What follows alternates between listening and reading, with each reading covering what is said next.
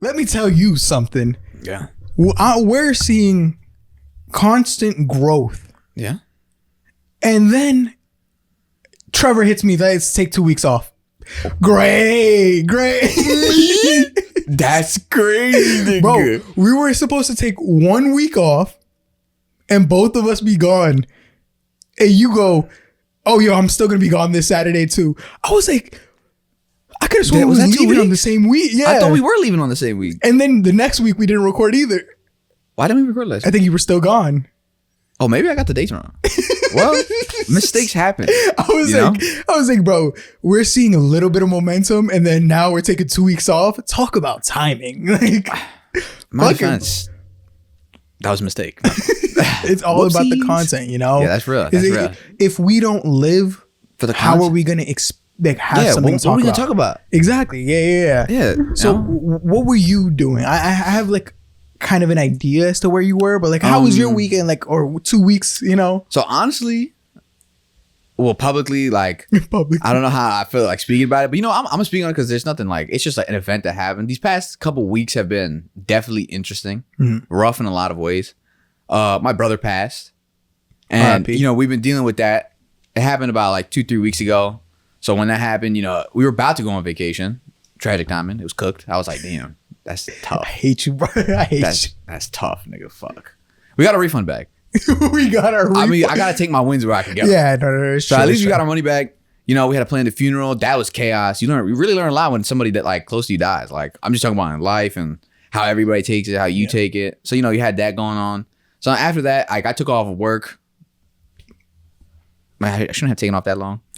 I need a little bit of bread. I'm not gonna lie. My pockets are suffering a tidbit, but it's okay. We're back. But, you know, went on vacation. That also did not help my pockets. I'm also financially struggling from that. It's okay. Please. We're going to get back. Subscribe to our Patreon. Yeah, please. We don't have one yet, but the way that it's looking, we will. We need one. I need one right now. Go fund me. But, you know, after that, we went on vacation. I went to Universal. It was definitely fun. Fire. Also, theme parks, if you can afford an express pass, just get it. Oh, yeah. Like, I never realized that. I was like, nah, I'm never going to pay for no express pass, bro. I went to Horror Nights to have an event with like all these horror houses and stuff. And usually they have 10 houses in total. Oh, shit. And it usually takes us like 2 days to do everything. Okay. Nigga, it took me 1 day. And in that 1 day, not like a whole 8-10 hours. Because usually the way that the span of the day works is like you're there for the whole like to opening to closing. Yeah, okay. To get the most of your money, right? All right. Nigga, in 6 hours or like 5 hours, I did every single house with like 5 breaks in between. I cut every single line. I'm talking about lines were like 2 hours long, 3 hours long, brother. Right in the front. I was like, I felt bad. I was like, is this what classism is like? Yo, now you understand. Like now you understand capitalism. Just like money spreading on them. I was like, yeah, nigga, waiting that line, nigga. Bro. And it's Universal too, so it's like, haven't they been like seeing a surge recently, bro? Because they built another park too, and on top of like Horror Nights and the whole like Horror Nights has really picked up a lot of traction because of like all the horror icons are coming up, like Art the Clown. Yeah, they even had Jason. They have like all these gigantic like IPs that are like Five Nights at Freddy's was there. Oh shit, it was actually really really fucking sick. Like I had a great time. So there was a mad niggas, and I got to cut in line in front of everybody. It was amazing. Low key, I see why it was great. Like I was like, welcome to capitalism, buddy. I know, but it felt bad. Nah, I know it didn't. Listen, it felt good, but I know as some nigga that's in the line watching people cut him, it's like, damn. And then you're like sitting there at the top, and you're like, I'm not even thinking about these poor people. Yeah, like, who the fuck are these guys? Like, I don't care about your struggles. Yeah, like they cut the line off for the express. They cut the line off for the express, and I was like, hey, we paid for this shit, man. You better let us in there. What the fuck? Fuck these guys. Yo. Now you understand, man. Damn, it's crazy. Good. It felt good. Bro, I remember the first time. So like literally like I think it was last year. I took my parents to Disney for the first time in their life. Yeah. And I had just experienced Disney for the first time in my life, I think like a year or two ago. Yeah. So when I took them, the idea was, and I told my girl this at the time, we were like, I'm not paying for no like quick pass, whatever the fuck it's called. I'm not like, they're experiencing it the same way we experienced it. You're only going to go to half the park in 1 day because that shit is going to be packed. You're going to wait 2 hours in line, boy. I was in a good financial state. Oh, that check hit. That check cleared. And I'm like, you have a moment where you're like, I'm earning too much to still be struggling in this fucking line. And so we were literally standing in line. Yeah. And I got the lightning lane for all of us. Yeah. I started, and then the worst part is they got me with that shit. Yeah. Then that only covers, I think, like a certain amount for sure. And then when others open up, you get a notification. I didn't want to risk it with the others. So I just started buying some of the other ones too that were additional. When I tell you we finished the park in like almost half a day because we just kept going. I planned it all out where it's like, in this hour, I'm going to hit this ride. That gives us enough time to walk to this ride. Blah, blah. And we hit all the rides we wanted it to hit. We waited, I think, in one ride for like a line. And that one was like over projected on how long it was going to take. It ended up taking way shorter. Yeah. So we had the quickest day. And everybody enjoyed it. Everybody had fun. I was like, bro, I spoiled them for their first experience. Like, what the fuck did I just do, bro? You know what it is too? Like, you'll sit there and go through all of that. Yep. And at the end of the day, you'll be like, damn, that was good. But like, I kind of wish I waited in line a little bit. Like, it kind of takes away. Like, not me. Okay, being able to do all the houses was amazing. But after I was like, okay, so what do I do now? Like, you chill, man. You go wait in some lines now. You go, yo, which one are we gonna run back? And we wait in that line. Run that shit back. I just did it. I just did it. I don't even know what that is, like the haunted houses and stuff. Okay, so they spend. So have you ever been to like Six Flags and they have the little haunted mazes? Oh yeah, it's like that on steroids. Oh shit. So they spend like millions of dollars and they rent out and intellectual properties from whatever like horror thing is popular at the time, and they have their own houses as well. So they'll buy like actors. They have like casting for the actors. Mm-hmm. They have like all these crazy ass props. They have the actual people that made the houses and the stories and stuff like that. That's crazy. Like incorporate what their ideas in the house itself. So you're basically just going through like the craziest house that you get, like, or horror experience that's not extreme, like getting tied up and all that other shit that you could find, and it's really well made. Bro, I remember one time I did one of those, and some fucking like clown thing popped up. This was like in high school, all right. And I don't know what kicked in. I just punched the shit out of it, and it like hurt my hand because it was like hard plastic, but it also like wouldn't go back down now because it was supposed to go back down afterwards. And I think I like just punched it out of like its position or something, or its socket. Yeah, so they had to fix it. So I like fucked up the whole thing. I just got scared and I punched it. Like I just don't know how to like. But that was like nowadays I'm not doing that. You know, like I'm too like pussy nowadays, you know, like nowadays damn, my instant reaction is gonna be like, nah, it's gonna be like, oh my god, call the police. It is not gonna be swinging on nothing anymore. Like when I got older, before I used to be like, yeah, nigga, I'm gonna fight anybody. Now I'm just like, wow, he's really acting. You might have to call somebody. What's going on with this guy? I'm just like, damn, I got soft. One time we were in New York and this crackhead started like yelling at people, and he started like yelling at some girl or something. And like 3 dudes walked up like, yo, back up. We'll leave her alone. And my girl goes, yo, why didn't you step up? I was like, that's none of my business. Like, what the fuck? I was like, my girl's right here too. Like, I'm not going to leave you. Then he turned on you and start fighting you. I'm good here. I'm protecting me and mine. But they had that. Right. They had that. I was like, bro. I saw the situation. I did the math. Yeah. I also just like, I'm like, damn, bro, if only she had a strong man by her to protect. Like, I'm not gonna leave my girl. I'm her strong man right here. That's what I'm saying. I'm in a spot right. I'm in a hard, like a rock in a hard place right now. What was that thing? Like, there's this one clip of a guy that said they asked an incarcerated like pedophile, kidnapper, something like that, and they asked him like, how do you choose your victims? And he goes, most times it's just like whether I'm intimidated by like if they have a dad or a fake father figure or like a male figure around them, then I'll stay away. But if they seem a little bit more vulnerable, like it's just a woman or just that, then I'll like do it. And I'm like, yeah, that kind of makes sense. Like, well, I also there's a posture thing too. Oh, interesting. There was well, don't quote me on this, but I might have saw this on Instagram somewhere. Oh, but I'm pretty sure they had some sort of test where they had like, I guess, rapists and criminals and people that were like committing crimes, or they like rob somebody, take advantage. Somebody be like, hey, how do you pick your victim or who you're gonna rob, steal, rape from? And usually the same, they all have the same sort of kind of body language, which is like, low posture. They're like walking super fast, and they look scared, like, not aware of their surroundings type shit. So it's like, Yeah. Gotta keep that. I mean, it makes sense. Like, but that's kind of falls on the responsibility. We spoke about this last time, like the responsibility of like a male. You know what I mean? Yeah. Even if it just comes down to looks, like even if you can't fight, you kind of have to look like you can. Fight. Yeah. And that's like the hard, especially like, I get it. When you got kids, like I compliment the guys that look hard, even when you have a kid. Cause I look like such a bitch when I'm with my nephew, bro. That is not true. I'm talking in a baby voice. I'm playing around. Yeah. Meanwhile, some guy, I could see why some guys feel like they have to play the harder card even when they're with their kids. Cause they probably have that like it just fear depends. of like, I don't want to come off in a way like a pussy or something.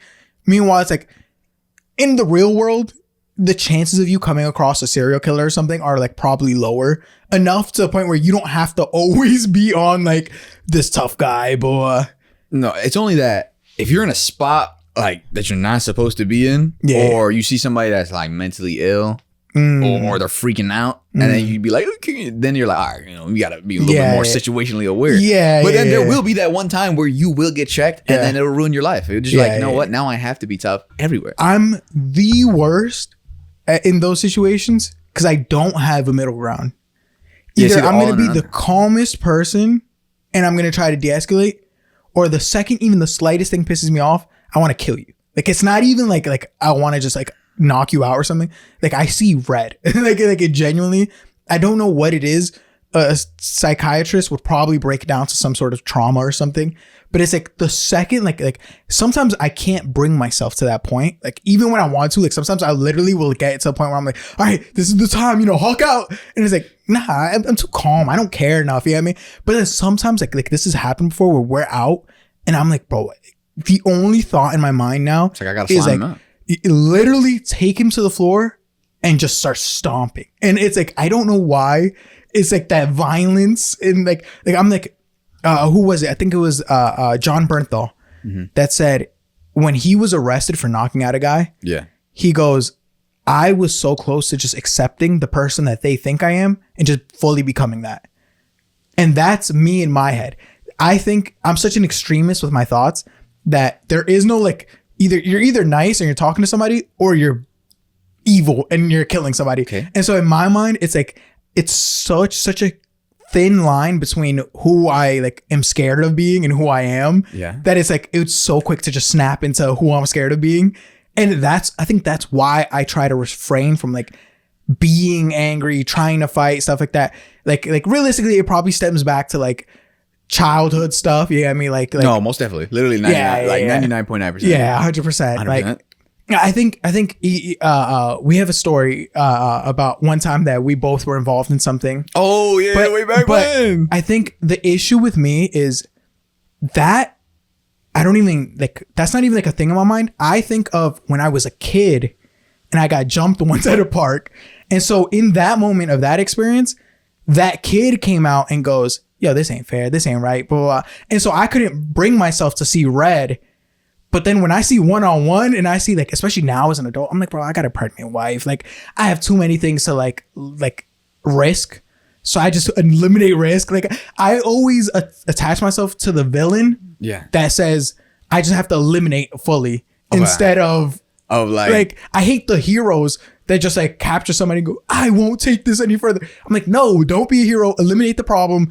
Kill them right now. It's over. Like, but I just think that stems from like a boundary being crossed. Yeah, probably. That you probably had no way of like dealing with. Exactly. So when it was crossed in your mind, you couldn't take care of it back then. So when it happens now, you just like, Yeah. I think it goes back to like the jumping when I was a little kid. I was a little ass kid, bro. Damn, who jumped you? Bro, it was when I had problems with some people in South Plainfield. What did you do? Well, because we just I think it was literally like the dumbest. I honestly don't even remember. That's the crazy thing in life. You don't remember why something happened. You just remember that it happened. You know. No, that's real. And so I don't remember why we had beef, but we did. And then I remember very vividly, like I could tell you like the way, the color of the grass, the wind. Bro, I'm literally sitting there, and I'm on the swings, and he starts walking up. And I'm like, oh my God. So I'm mentally like preparing myself like, okay, I might have to get in a fight. But realistically, these always die down. So like, it might not turn into be like that. Before I know it, behind the head. Oh, they snuck up on me. And I think it was like 2, maybe 3. Damn, you were getting beat up. You couldn't even tell. You were just looking again. I literally just get in position and dealt with the kicks. Because they were kicking me all down and stuff. Yeah, you already it was little kids, up. you know, they're not swinging. So then I took that, and I was also like a little bit of a bully when we were younger. And so like I'll probably bleep this name, but like he used to say when we were in like 3rd grade, I did it once where like I like pushed him to the floor and just stomped on him. And I think that was the response to like that. You know what I mean? That's how I learned, like that's how you got to deal with the situation. And then I remember also like, again, bleep, I don't know if you remember him. Which one? From like, this was elementary school. Whoa, I think I remember. Me and him got into a fight and I just started swinging and like his lip got busted and had to pull me off. Yo, these are names from the back in the day. It was like a crowd of people that pulled me off and I got in so much trouble because I remember. And it was like the worst thing. And I'm like thinking back, I'm like, why were we even mad at each other? That was like my boy. And we just got into so you just beat him up? We got into one altercation. He said he could beat me up. Oh, yeah, I got mad. Really, nigga? Yeah. So I think when in that shared experience that you and me have, I couldn't bring myself to that point because I tried to already be a better person. And it was just out of like hurt, you know, because of the relationship and everything that just happened. It didn't matter. No. Well, that's why I respect you. Yeah. But like me, I was at that point where like I'm in that moment. I'm like, was it really this deep? I'm like, I was mad at her. Why am I mad at you, my boy? Nah. Only because like you couldn't just walk away from that. Like exactly. We pulled up. And if we pulled to the spot. At that point, like in my head though, I wasn't attached. So that's what I mean. If anything, thank God I wasn't. Because like I had an opportunity to just kick his fucking head. And I'm like, bro, imagine if I would have soccer ball kicked. And especially as you get older, you realize like it's like your body's so frail. Like even the slightest thing could really like seriously harm you. No, and so I'm like, bro, thank God that's never happened. And thank God I didn't get like, and so I think like all this like only seeing red comes from like these past experiences of like either only seeing red or completely detaching and not wanting to like at all. Yeah. It's hard to find the middle. But you know what it is? When you deal with people that do not compromise, you kind of have this black and white mentality. Yep. Because I even find myself having that issue where it's like it's either this or that, and the gray doesn't exist because oftentimes people don't respect the boundary that you set up unless you wild out on them.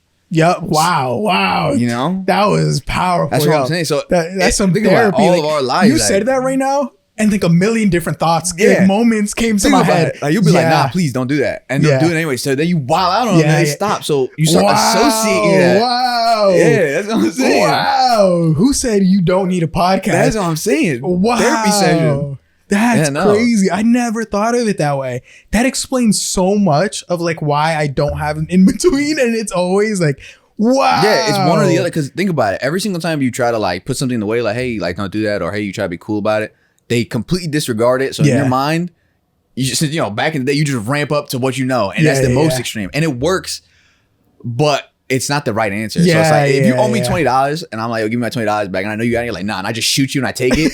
Technically, I got my $20 back, but now I'm going to jail. So it's like, that's crazy. Yo, this was therapy for me right now. Like, that's crazy. Dude, I've been soul searching, man. I've never thought of it that way. And that's like actually insane to me.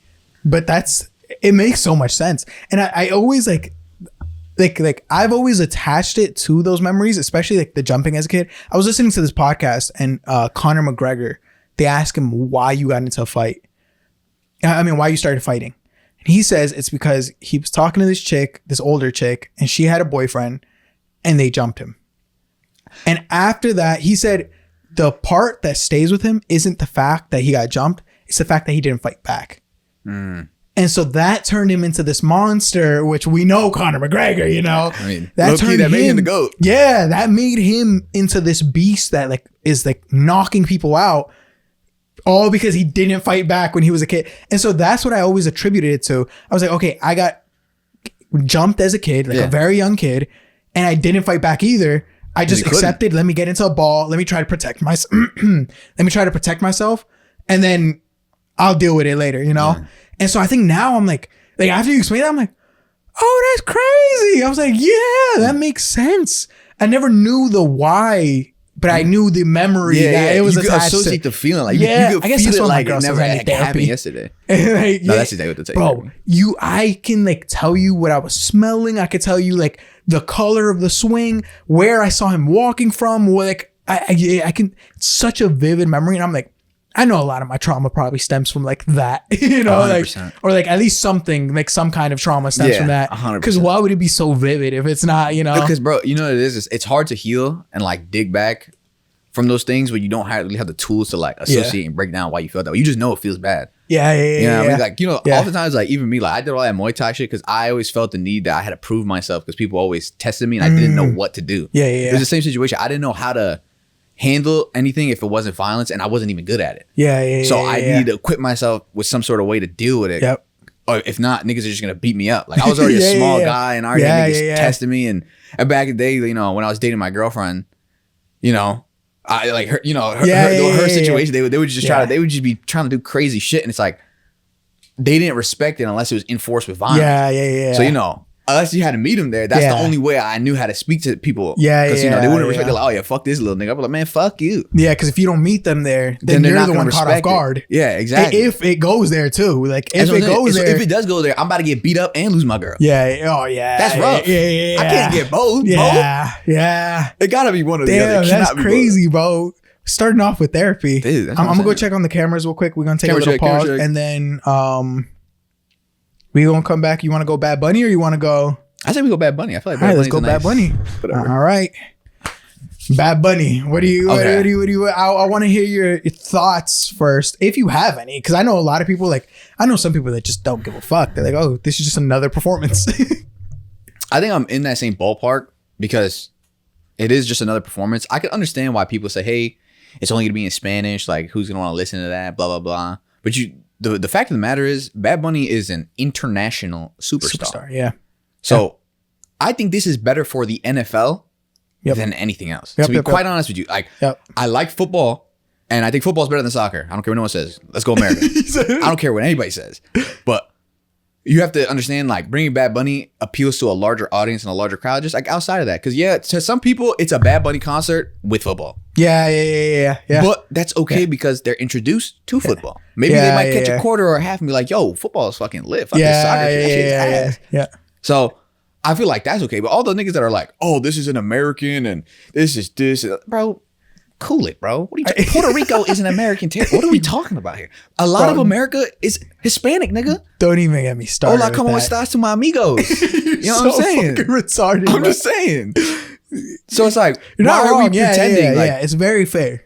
Yeah, I get it. It's not the most red, white, and blue American thing, but red, white, blue is changing. It's about inclusion and equality, brother. And that's just a part of it. Damn. And low key, his songs aren't even that bad. Yo, you know the bad bitch ain't gonna be in the salute spot. this shit you saying, bro. Right? That's America right there. Yeah, no, I completely agree. I think also you hit the nail on the head when you mentioned that it's gonna reach more people than just America, which has been the NFL's goal this whole time. Bro. I think they're hosting like games in like England and London or some shit, and then some other place like once a year, some shit like that. So it's like, they're trying to reach a different audience other than just Americans.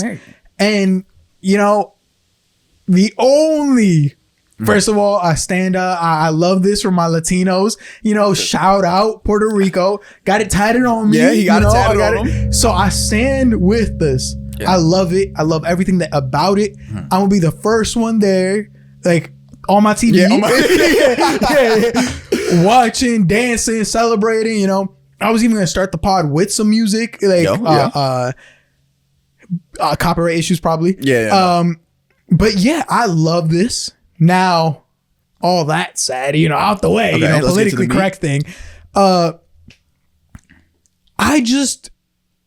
You remember when I told you that I had a little bit of beef with Obama because he said that Trump is a threat to democracy. And then at Jimmy Carter's funeral, they were sitting there laughing, talking. You know, there's even that clip of like Kamala Harris turns around and he like completely stays silent. He completely doesn't talk. And then she turns back around to face away and he starts talking almost immediately. You know, whatever that was, I'm just saying it was funny. And I feel like even he knows that, you know, you can't call somebody Hitler and then just be sitting next to him laughing it up. my issue with him in that moment was that you stood for something and it didn't seem like you were consistent. You know, it seemed like you doing this was a step back on what you're standing for. You know, if you're going to stand for it, Michelle Obama said, I'm not going to that shit because I'm not going to talk to these bozos that I said are a threat to democracy. Love her. Respect. You with it. Yeah. Now tying it to Bad Bunny. He said he has this new tour going on this year into next year. And he said he's not doing shows in the United States, in the mainland, because of ICE raids and stuff. And he's standing for something. I said, and I don't know if we said it on here. I don't think I did. I said, I love that for our people. You're standing for something. The biggest artist in the world, like you just said, is representing something that's affecting a lot of our people, you know, Hispanics, everybody, you know, honestly. And it's great. But then the second the Super Bowl comes, which is just a bigger version of what you would have done here, you accept it. And that's the only pushback I would say is because it doesn't feel consistent. It feels like you kind of saw a big opportunity and took a step back instead of doing more with it. But the only leeway I would give him is if during his performance, he does something to stand up even more. Because then that takes it from taking a step back to launching it. Yeah, because now on the biggest screen, you're making a statement. Well, that's the only pushback I would give. And I feel it's just a little bit not consistent, especially because if your fear is the ICE raids at your concerts, you see, what's her name? Christie, whatever, Trump, whatever. They're all announcing, yeah, we gonna have ICE at that shit. The Secretary of Defense, whatever the fuck, she said, oh, well, if you go to the Super Bowl, you better be a law-abiding American citizen because we're definitely gonna have a lot of ICE there. You know, so it's like it just feels like you just gave them another thing, like, you know, like to like keep pushing this narrative. I'm just saying how it feels, you know. I don't know, and I'm hoping he makes a statement while up there, and in that case, it's like, you're the GOAT. Yeah. But it's like, if you're doing it out of fear for ICE, you don't then go when the biggest opportunity presents itself and do it there, especially because they don't pay you for it. You're paying for all your stuff. Like the Super Bowl, the NFL doesn't pay for any performances. So, I was going to say, like, I agree with the inconsistency thing right now, but I'm not going to go full force on only because of course I think he's going to take this opportunity to double down. If he doesn't, then it's inconsistent. But I think he's going to take this moment. Because when you consider the audience of people that watch Super Bowl, Midwest America, usually white people, a lot of black people, like, you know, not really too many Spanish people. So I think he will use this platform. Wait. You said a lot of black people? Yeah, black niggas love football. Yeah, I was about to say, it's not a lot. I think it's like a majority. But a lot of white people love football too. Like, you know, they love college football. College football. I know some people that were like a little bit racist. But they love football. They don't. And I know some black people that hate white people. And we've been out. Football brings everybody together. Yeah, football is love. Listen, the Philly, what is it? The Eagles versus the Giants. There was all types of people in that. That's fine. I saw that little white guy. Oh my God, he was straight trucking niggas. What was his name? It was like Studer. I don't even know what you're referring to. No, it was this Thursday. It was crazy. It was crazy. They destroyed the Eagles. Apparently, it was looking bad. Jalen Hurts, come on, do better. But yeah, continue. Yeah, but I think he's gonna use this. As to double down for a political statement. Yeah, and I hope he does it. But when you really even think about who's going to the Super Bowl, guys.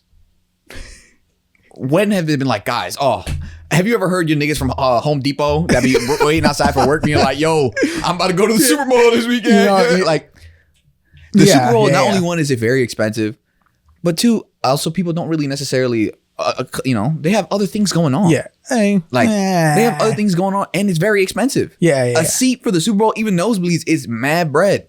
Yeah.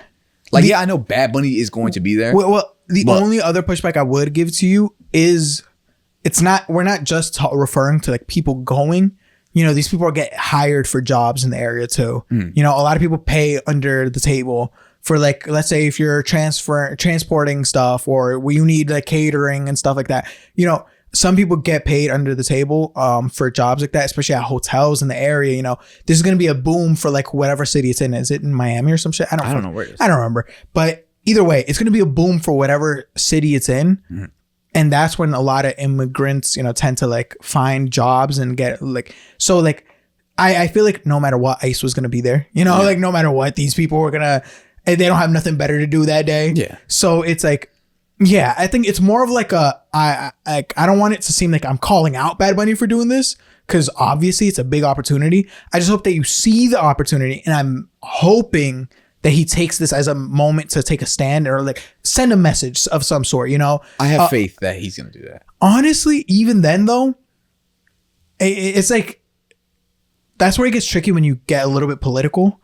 Because I feel like there's other things I personally, if I'm him, I would talk about on that big stage before ICE, maybe. Well, I think he's probably going to talk about Puerto Rico and what America's doing to Puerto Rico. That's that. As well as ICE. I think you combine all of those. Like, I don't think you can emphasize that enough. Yeah. And I think that's the main message that needs to be put up there. But now, because you also did the ICE stand, it's kind of like you have to curate another message in. Like, P.S. ICE is bad. No, I think you could just start off by being like, I don't like the ICE raid. I don't support the ICE raid. It's unconstitutional. Fuck this nigga. And then lead that right into like, look at what they're doing to Puerto Rico. What's funny? I don't even know what they're doing to Puerto Rico. I just know it's bad. My God. I can't tell if people are like just migrating there and ruining the economy for like the locals, or they're like abusing some sort of I don't know what's I'm going to give you a very dumbed down version of what I know from what I've like spoken to from people that live there. Yeah. And what I've spoken to, what I've heard online. And it's basically, part of it is people migrating there just because of the low taxes and stuff. Part of it is that when you have those tax incentives to go there, these people are coming here with money, buying up land, buying up all this property. And you're basically like what's that word called? Y'all love when black people, when white people move into black neighborhoods. Gentrifying. Yep. They're basically gentrifying a lot of these areas. And the hardest ones, the ones that are like the thing that like makes people the most mad, is all beaches in Puerto Rico are public. They're all public beaches. There's no such thing as a private beach in Puerto Rico. Then these white people move in. They go, well, we gated it. If I put rocks all over here, if I get people to like, when they're building my house, let's put rocks on both sides, like big boulders, and then let's make it super unsafe. So that the only way that you can access this part of the beach is through my house, through my backyard, or taking the dangerous route. Well, now you're stealing land from these people. Yeah. Like literally stealing land when this is supposed to be a public beach. This is supposed to be a public area. So these people are closing off and stealing and forcing land. them, if they don't go through whatever way, they like pay for it. Exactly. And then on top of that, you're not really providing much back to Puerto Rico because there's tax incentives. So it's not like that tax money is going to be circulating in Puerto Rico. You're going to like the spots where the locals be at and spending bread. And then you say you love Puerto Rico, and then when hurricane season and stuff goes, they leave. You're in this position, which I understand, you're in this position where you could just leave. But now the Puerto Ricans get the shit end of the stick, having to deal with having no power. That's a big one. There's a lot of places that don't have constant power and stuff. And then politics comes in and they just use Puerto Rico as this like, look at me, I'm the good guy, but they don't actually do much about it. And then a lot of the funding that's supposed to be going to areas in Puerto Rico are going into the pockets of these politicians and are doing fucked shit. So, that's fucked up. That's just like a very rundown. So they're just squeezing them dry. Welcome to America. Bro. And oh my God, Bad Bunny got some hits about it. And there's one specifically where he says, I don't want them to do to Puerto Rico what they did to Hawaii. And they fucked Hawaii up. Yeah. And so that message by itself is powerful. Now imagine on the fucking Super Bowl big screen. I think that's exactly what he's gonna do. I hope he does it, because that's bad. I like stealing public beaches. Insane. Yo, no, bro, what are you doing, nigga? Yeah. Like, I get that you want your nice house and all this other stuff, but bro. And then stealing land from people, and then like, well, I guess it's not stealing because you're technically buying it because these poor people can't afford to like, with the intention of like restricting people's access. But even then, like we're talking land like where people own houses. These are poorer people that can't afford some of the things that you can, or they're trying to make it happen. And then you come with a bank and go, well, we got it settled. I cut you out because you're the middleman. And we can settle this out. You got a week to leave. That's fucked. And then you turn it into an apartment complex or something. Because that's another one. And don't get me wrong, I was looking into it because the Airbnb business in Puerto Rico is really good, but it is a little fucked how people from like over here, the mainland, will buy like rent an apartment over there, buy a house, whatever the fuck it is, and then you just put it up on Airbnb. Nobody even lives there. You're just renting it out for whenever tourists come and stuff. And I get it. Make your money how you will. Sure, whatever. But I can see why, as a Puerto Rican, it's not like these spots are like far. These are spots in the spot, like in the cities where people are like living. And sure, it's a tourist attraction, but it's also like people live here. This is their everyday lives. And you're taking up, not only you're taking up space, but now you're making the other apartments that much more expensive because you're willing to pay the dime that these people can't afford to pay. My whole thing about moving abroad, like I was even talking to Danny about it. Idea like moving to Colombia, not like moving there, but having like a house or a property there and like being able to go back and forth and shit like that. I don't think there's anything necessarily wrong with that. But I think you have to be active in partaking in like whatever culture or tax system that you're a part of. So you're not just stealing and replacing. Like, I feel like everybody here knows what it feels like to go somewhere and get fucked on and be like, damn, there's nothing I can do. I've been boxed out. I can't afford anything because people that have more money than me have more access to these things and I've been locked out. So it's like, I feel like, and these are probably not the same people that are even going to Puerto Rico. It's probably just the rich business niggas. But it's honestly gross when people go over somewhere and just abuse and take without giving anything return. And it's not right. And honestly, if it's that bad, then it's like, I stand on it like I was standing where I was like, you shouldn't be able to do that. You should not be able to do that. I think, I was going to say unfairly, but I don't really know what it is. But the Paul brothers were a big like example of that. I think Bad Bunny had like Logan Paul, like the news thing in his song, like when the song calling out, "Don't do to us what you did to Hawaii."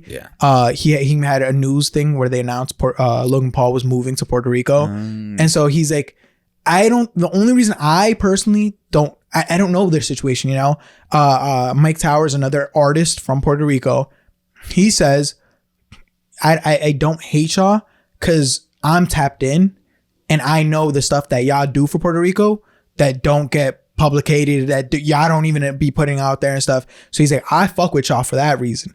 Meanwhile, you got Bad Bunny calling them out. Maybe he just doesn't see some of the stuff. That's why I'm like, I'm not going to call them out specifically because I don't know, and if they're participating in any of the like blocking out beaches and stuff, maybe they also don't know. Ignorance is a thing. And when you move somewhere different, you should try to get informed as to like what's going on.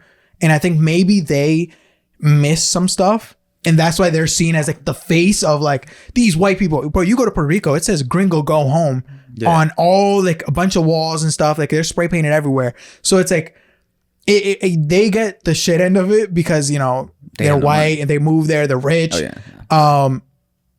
Do they deserve it? I don't know. I hope they're doing something good for Puerto Rico, but it's like, they're like kind of like the face of like, look at these people moving here. What they represent and how they represent it. Because I feel like when I see them talk about Puerto Rico, they specifically speak on the tax status. It doesn't and that's when it gets tricky. It doesn't seem like it's, oh, wow, Puerto Rico, the culture is wonderful. The people are great. I love the community. Like I have a wonderful, it just is like, hey guys, there's no taxes. And I'm still in America. It's very affordable. It seems like that's the main incentive. So when you have someone like Jake Paul or Logan Paul who's in the sphere of like all those people that have money or they're like superstars or artists, it kind of incentivizes them to go to places like Puerto Rico or other, places that have like lower tax rates or where the American dollar means more, to just go there and build their mansions and keep their wealth there and, basically feed into whatever system is being used to oppress and lock niggas out. So they may not do like nothing per se, like intentionally, but I think it's the way they speak about Puerto Rico and to not only their close groups, but when they go on podcasts and stuff like that. It seems like, it's like, how passport bros kind of just be like, oh, I love going to other countries for ladies. It's like, what the it's weird. It's like, you're basically discarding the culture. You're discarding everything that was what Puerto Rico is about and what the people stand for, just to whore out one like particular thing that just works for you, and that's it, with nothing in return. So I think that's probably his gripe with the just to give a little bit of pushback, but I guess it's pushback, but it's not, because if you listen to a little bit more of like Logan Paul stuff, he has on occasion said that like he loves Puerto Rico, he loves the culture, stuff like that, so he markets it as like that too. But it's also like, it's not his fault too that like that's not the stuff that the news outlets want to grab. You know, these media, That's like real. it's not his fault that they look at that and go, nah, let's talk about the taxes, you know, and grab that part. So just to give a little bit of like I that's why I'm a little like, it's a little tricky when they speak about them. But him and Bad Bunny did get into it a little bit because Bad Bunny specifically called him out. And then even Jake Paul, I don't like Jake Paul too much. I think, you know, just because some of the stuff I see, you know, and you never know. I don't know him personally, but if you see what he's been doing for like some of the Puerto Rican fighters, boxers under his company, he's been putting them on big stages. You know, he's been helping them grow. So you know, it's tricky. And you also don't want to like show everything that you do for Puerto Rico, because then it's just like, all right, bro. It looks like you're not doing it with the good intentions. But that's when it gets a little bit, what did Hov say? Like sometimes you got to remind them of what you did, or else they're gonna say you never did it. Yeah, it's like it really sometimes it is like that, you know. But like, you know what it is though. I feel like sometimes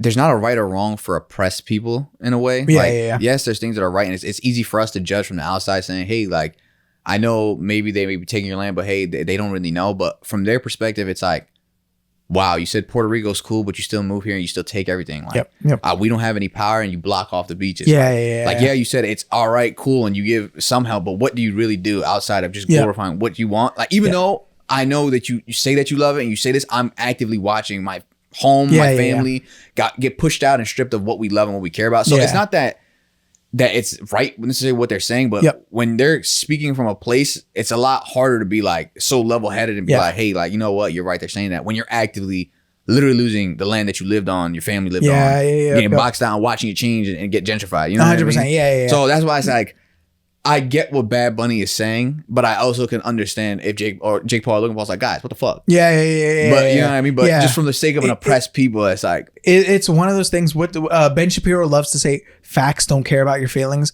But the same is it's true in reverse. Yeah, feelings don't care about your facts. You know, you could be saying I do this, this, and that, but overall, the feeling of what's going on in Puerto Rico is still the same. It's still like it's not called like big change isn't happening enough for everybody to feel helped. You know, maybe the people in the small communities, sure, they might be feeling like glad and like happy, and they might be feeling the love, but then like overall the feeling is still the same. So you kind of just have to take it on the chin when they use you as the face. I mean, you kind of have to be like, come on guys, you know, maybe you say a little bit of what you're doing, but then also like it is what it is right now, because they're in a fucked situation. You know, they are being treated poorly, and even though it's not you, but the fact is they're being oppressed and they're stealing the shit. Like, so they're gonna be mad about it. Yeah, I mean, and they're not gonna be like, oh, you know what, I didn't take account that you did that. No, when the pitchforks come out, it's not gonna be like, oh, Jake Paul, it's gonna be a fuck that guy and what he means, like what he represents. 100%. The wrath of the people doesn't really necessarily have like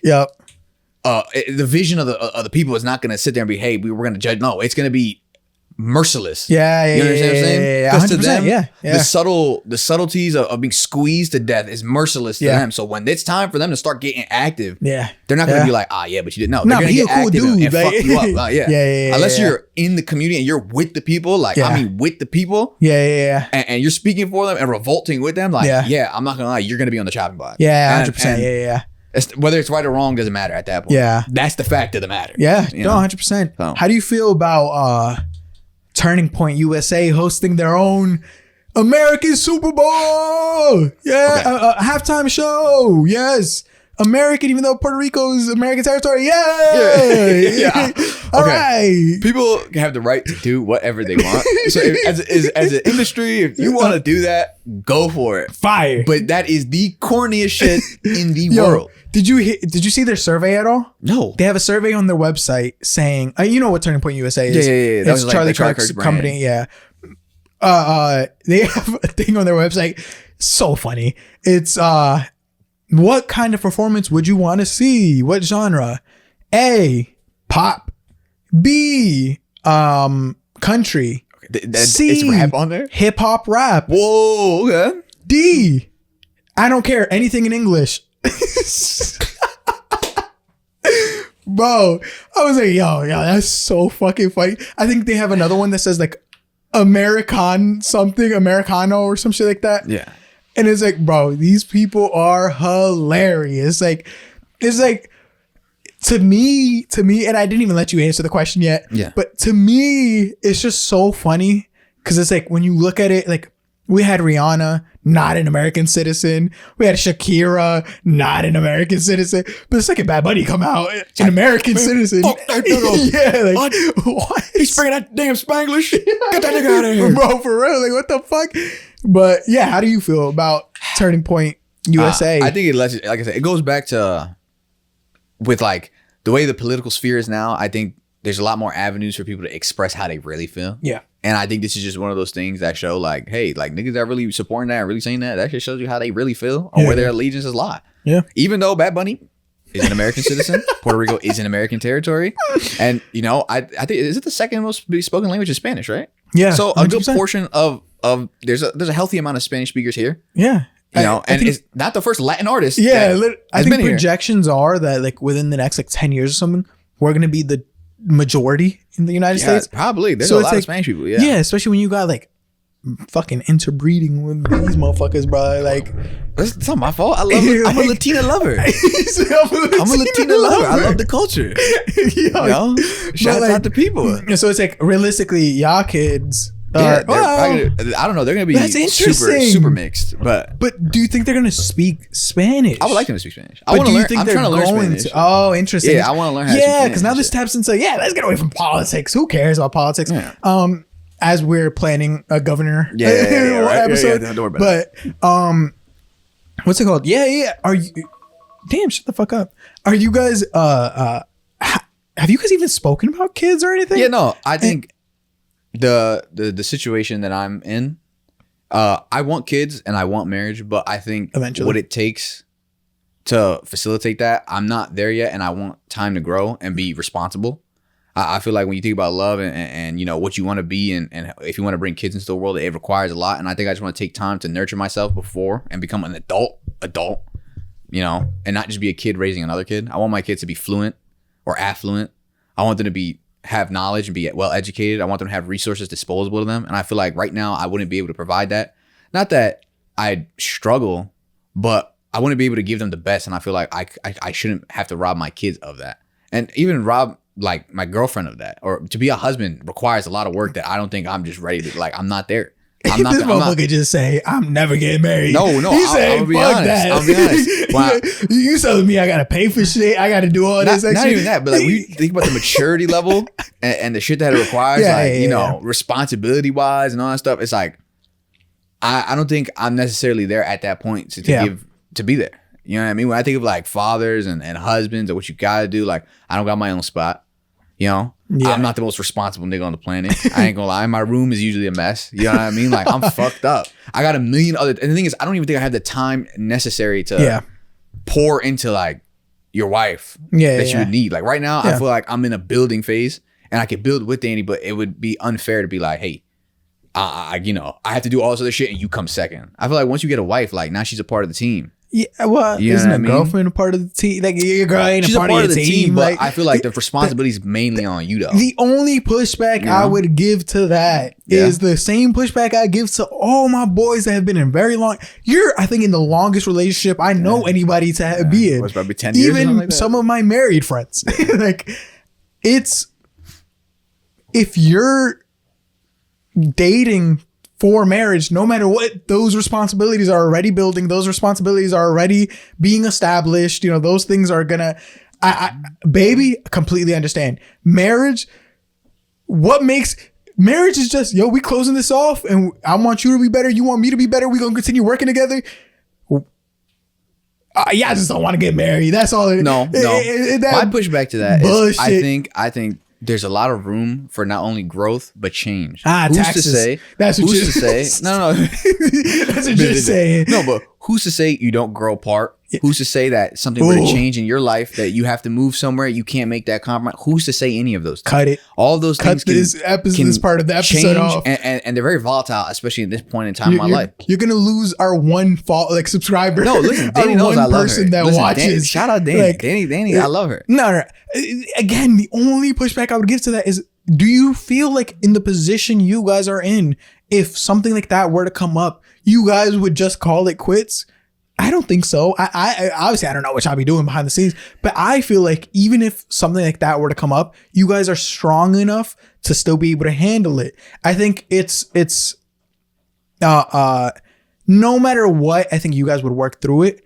And I think that's just my like optimistic point of view. And that's why I'm like, why wouldn't you get married? You know, like, marriage is cool, man. Like, I fucking love it, yo. It's like, knowing that you're gonna talk to like your best friend at the end of the day. Like, I come home, I be chopping it up with. She don't even care about half the shit I say, bro. I be talking about the most random bullshit, and she's just right there, knowing that somebody's forced to listen to me and to like be like, yo, that's cool, yeah.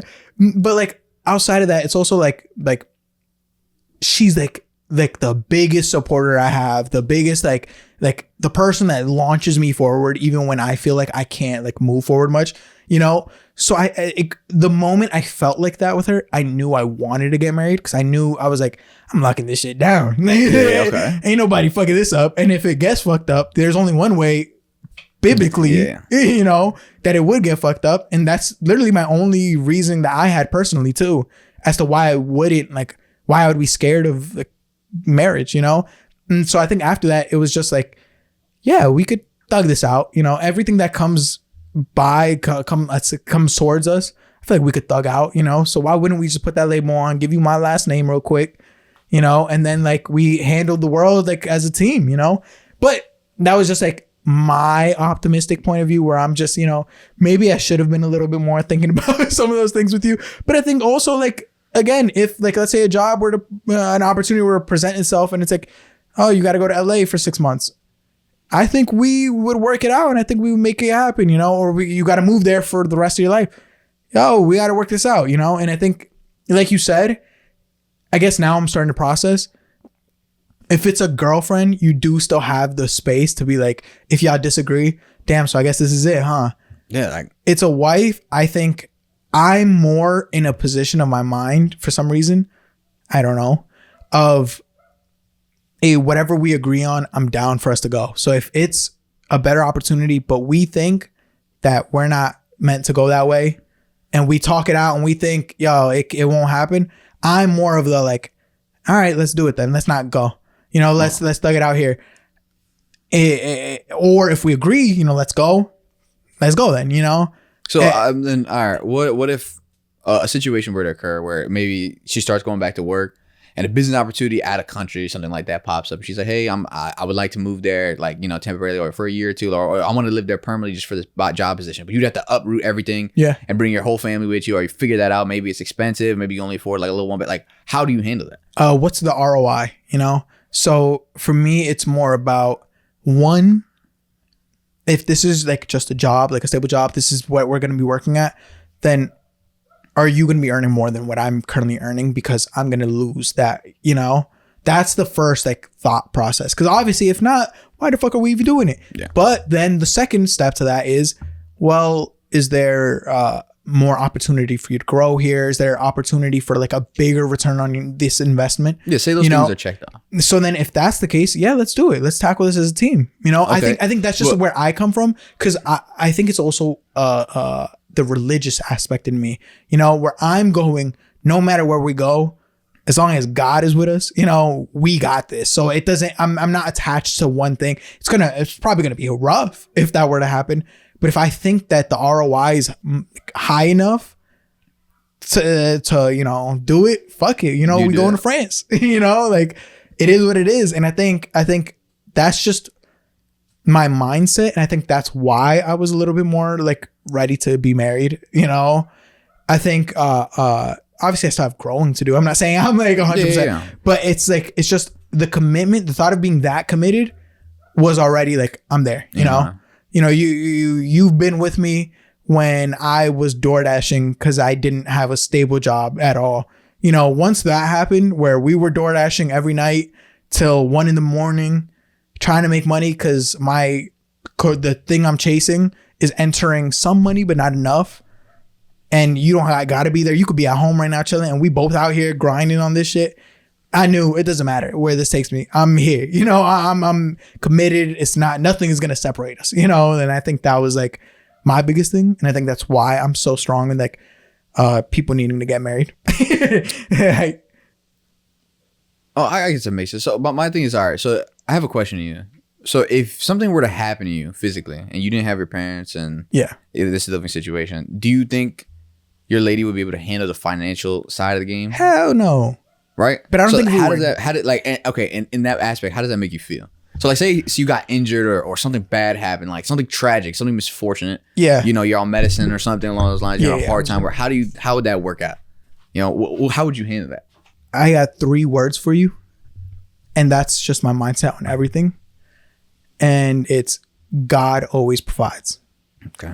It's always been like I've said that for the past how many years, I don't know.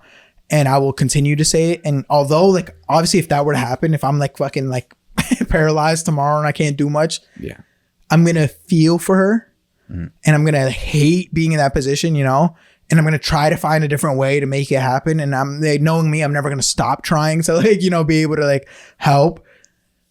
You know, at the end of the day, it's also like, you know, if you got to go chill with your like what other options do we have? You know, even if we were dating in that case scenario, you leave, go do your thing. Yeah. And I'm gonna just be crippled here and homeless. Yeah. Do the same thing. Like, but at this, like, I'm not gonna feel no way. That's what I'm saying. Like no matter what route she were to take or say, you know, I'm not gonna feel no way. Now that you have like a kid coming on the way, how does that? How would you try to handle? Oh well, that's different. Right? You know, now, big boy responsibility. We're also blessed to have family. You know, I think that's like the strongest factor that helps make all this decision. You know, is the fact that we have such strong families on both sides, not just one. No matter what, I know we're going to be taken care of, whether it be us, our kids, whatever, you know? So I think that, you know, it's hard to imagine not having that, because if we weren't in that situation, then it would be like, oh, fuck, you know, what would happen? But because I know that we have such strong families as well, I know that no matter what happens, everybody's going to be, maybe not like okay, but like at least keep going, you know? And then like I said, God always provides. I've never been in a moment in my life where God hasn't provided me, you know? Like I've been in moments where I'm like not getting much work. I've been in moments where work is like at the highest. And either way, no matter what, we still find a way to like eat, you know? And and that's without other people's outside help. That's just us two thugging it out. So again, I say God always provides, you know? You know, like the reason why I ask you that question is because like I think it provides a little bit of insight up to like, you know, your relationship and how it plays. But for me personally, like it's not that I have a very close immediate family, but that's kind of about it. On her side, it's a little rocky. You know, you can figure some things out though. But you know, the way I was raised, or at least taught, I'm always being reminded, hey, like, you know, one day we're not going to be here. So I always prepare myself to live without them. So when I look at myself, like, and I look at the state of my relationships and who I am as an individual, I ask myself, like, can I even live? Can I sustain myself by myself? And oftentimes, like, I look at myself and I realize I would be struggling. So I can't personally, I don't like making any choices when I look at myself and I'm like, damn, I wouldn't be able to like live without. It's not that I can't make it, but I wouldn't be okay. You know what I mean? Like, so with that in mind, when I like think about marriage and I think about all these things, I'm like, okay, so if I did have a kid, but what if I like one day my dad really isn't going to be there? So what, can I sustain myself that way? You know what I mean? Like I don't have like a super crazy big extended family. I can't really count on a lot of people. I got like, you know, 5 or 6 really close people that I can really just lock it down with. But if something were to happen and that's all gone, can I take care of it? Can I like presume the role of like my father? Like, can I lock that down? And oftentimes when I look at myself, I just don't think I can right now. But I see, you know, I think like that too. The one reminder that I get told is, you know, God willing, that's not going to happen anytime soon. That's going to happen, you know, God willing, I said, you know, you never know with freak accidents or whatever, but God willing, we still got at least the next 20, 30 years for me to get established. And God forbid, if that ever were to happen before, again, I just kind of followed the rules that were given to me in the Bible. and I just kind of try to work it out. You know, I think you have to have a certain level of faith in those moments, because if not, if that hits you, if God forbid that were to hit you in a moment where you don't think you're still in that position, you need to have the mental fortitude to be able to push. And I don't think I think if it wasn't for my faith, I would probably crumble under that pressure, you know? But I think because like the way literally I frame it to other people is, it feels like I have a big bro that's always going to be looking after, you know? And then on top of that, I literally have big bros that, you know, look after. Like I an example, you know, you gave a very good example of like, if you had nothing and stuff. And I immediately thought of one of my brothers is incarcerated right now. And he literally has nothing, detained by ICE, you know, Hispanic thing. Wait, really? Yeah. Literally has nothing right now. Yeah, I didn't tell you this. No. Yeah. He got detained by ICE like on some bullshit 2 months ago. Like, yeah, he's been locked up since. We're trying to get him like to be released, nigga. And it's because free my nigga right now. Free him. Hey, bro, what is going on? That is ridiculous. Yeah, man. It's because he was working, huh? No. He got caught. They just nabbed him up. Yeah, he was driving in the street, and I think they had an order for his girl, and like he's driving. I'm pretty sure. I think somebody snitched, because for them to have his license plate and everything, he's driving in the street. One car pulls up in front, one car pulls up behind, another one on the side. They fucking scorpion this nigga, and they got them. And so his girl is back in Guatemala. We already had a case to try to help him out to stay here. So, you know, God willing, you know, that happens.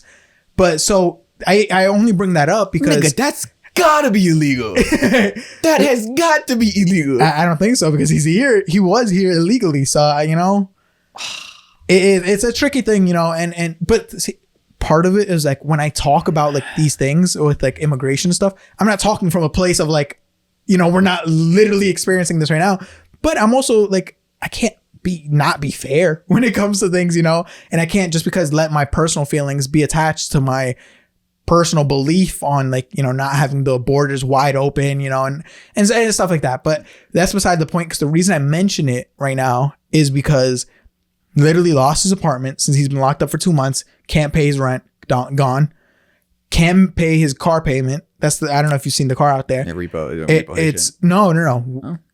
Back to what I said about the family. It hasn't just been my parents. You know, I have stable brothers that are like working their asses off. So we're all taking turns sending him money while he's incarcerated to make sure he has in his commissary. You know, we're all taking turns like trying to help out here and there. My parents are like taking over his car and stuff. So it's like in the moment of like worst case scenario, I try to envision like, damn, how would that look? I don't have to wonder. We have it, you know, like he's in worst case scenario and family's helping out and stuff. So it gives you at least a little bit of reassurance, and at least a little bit of comfort, you know, in the moments of like, fuck, let's say I'm driving tomorrow, car kills me and my kid is still like here, you know, he still comes, he's healthy. It's like, fuck, who's going to help provide now? Who's going to help, you know? And it's like, well, God willing, my family does what they're doing now with him. God willing, you know, well, God always provides, like I said, you know, it's like I just have a little bit more of like an optimistic point of view on things, I think, you know, and I think that when I'm faced with the idea of losing everything, I think of the book of Job, you know, where he lost everything and God still provided it back. So it's like, I just have that optimism, you know, of like, you lose everything, you bounce right back, and hopefully, you know, you make it. And worst case scenario, we're homeless. We look back at it like, how the fuck did we get here? You know, like I think that's just my mindset. You know, I think we have two different interpretations of like the same kind of. I think I have a little bit more of a pessimistic view of it. You know, It's not that I don't think God has a plan, but I don't know what God's plan is. 100%. So you're right. Maybe my dad might not die. Maybe he might live to be long. But just like my brother, I never thought he was gonna die. Yeah, but he passed. Yeah. So my mind can't put a date. I have no perception of what's going on. So I kind of feel like that timer. Yeah. You know, I kind of feel like, look at myself. I'm like, all right, I got to get this done by this point in time. I can't have distractions. Like, yeah. I got to really lock in and do this thing. Yeah. And it doesn't afford me some luxuries that I would like to have. Like, you know, I think having family is really important, and it is good. Like, I wouldn't be where I'm at if it wasn't for my family. Yeah. But there's only so many of us. Of course. It's only me, my sister, and my dad. Yeah. You know, especially when it comes to like those financial things. Yeah, and stuff like that. Not to say my mom doesn't help, but you know, just like the dynamic of how stuff is. But so if something were to happen in that way, it's like, could we bounce back? Like that's what I think about. Like if my dad were to pass, could I take over the house? Like, could I pay it? Like, you don't know, I'd have my sister and all those other things, but even with that, can I contribute my half? Yeah. Can I do it? And like, I feel like, and then adding a kid on top of that. Yeah. Of course. I just feel like sometimes like, and then have a wife and then have to provide for her, but then taking care of like what's still going on. Cause like, you know, I wouldn't leave my mom there. Yeah, of like, course. would I be able to take care of my mom? And so when I sit there and I look at it, I just maybe it's the pessimistic side or more of like a realism version of it. But I sit there and I go, I got a lot more work to be done. And on my list of priorities, marriage is just not at the highest. Yeah. And I think also like to tap on your point of like, I think you also said, would I be able to provide for my wife? Meanwhile, I'm also coming on the mindset of like, you know, I would love to provide for my wife, but she's shown even in times that I can't provide, she's there and helping me out. Yeah, I genuinely think, I say this all the time, I think my wife is a badass. You know, I think she has all the great characteristics that I dreamed of, you know, and I think in moments of need, she will triumph even with or without me, you know? And I genuinely believe that. And I think, although I don't want her to have to take on that responsibility, God forbid if it ever happens, she's done it before. She's done it many times before, you know? There have been times where I have low months and she's like, yo, I got you. Don't worry. You know? And it's like, while you don't, as a man, you don't want to hear that from your girl. As a partner, you want to hear that from your partner. You get what I mean? And so no matter what, you know, they say marriage is a business, you know? And it's like having that faith in your partner that when you're down, they could even it out, you know, like they could, it's never going to be, I think that's my biggest thing is you're never going to be ready. You know, you're never going to be 100% ready. There's always going to be something else to work on, you know, whether you're getting this job and you're in a good position. It's like, but wait, we could always save up to 10K. Oh, we could always save up to 20K, or the bad things happen, you know? And then it's like, well, we also just spent all this money on this stuff. So now we have to, that sets us back a little bit. It's like, you're never going to be ready. You know, you're never going to have that moment that you're like, I think I'm good. You know, I think because we have that drive, you're never going to have that moment of like, can I thrive right now or can I survive? Yes. Because I think there's always going to be, as you continue to succeed, you're also going to continue to like spend more and stuff like that. So I think in those moments of hardship is when you realize, well, I actually am earning more than I think if I cut off Apple Music, Hulu, you know, all these things. I am earning. Do you want to do that? Like, no, I don't want to, but I'm saying if a need come to be, you know, it can happen, you know? So I think knowing that there is like, you know, like I'm not bad, you know, like I think a lot of times we're harder on ourselves. And I do this too, because, you know, like you said, I'm about to have a kid. I don't want to be settling, you know? So I'm always like, fuck, I'm down here. And it's like, well, the floor is actually all the way down there. And it's like, you don't think like that because we want to be up here, you know? Like I want to thrive. Exactly. I thrive. And I feel like I just can't, I'm not thriving right now. Yeah. And, you know what I mean? I'm in the process, but like, I'm not saying I'm not blessed. Like, thank God. If it wasn't for God and the people in my life, I wouldn't be where I'm at. But I still feel like we got him. He's a Christian. No, I think it's like I always been a Christian. But I just feel like there's so much more to be done. Like 100%. I feel like I still like have so much more hustling to do till I can get that like you know what I mean, that reward. Like there's still so much more to be done. There's so much like, you know what I mean? Like I can't waste this time. I gotta be locking in. I have a friend that has a kid. She's 4 now. Damn. And he was saying, he was like, when I first found out, I thought, fuck, my life is over. Yeah. He's like, that's all the expenses, everything that's happening. And he didn't have the backing that I thankfully have, you know, with my family and stuff. He goes, how the fuck am I going to do this?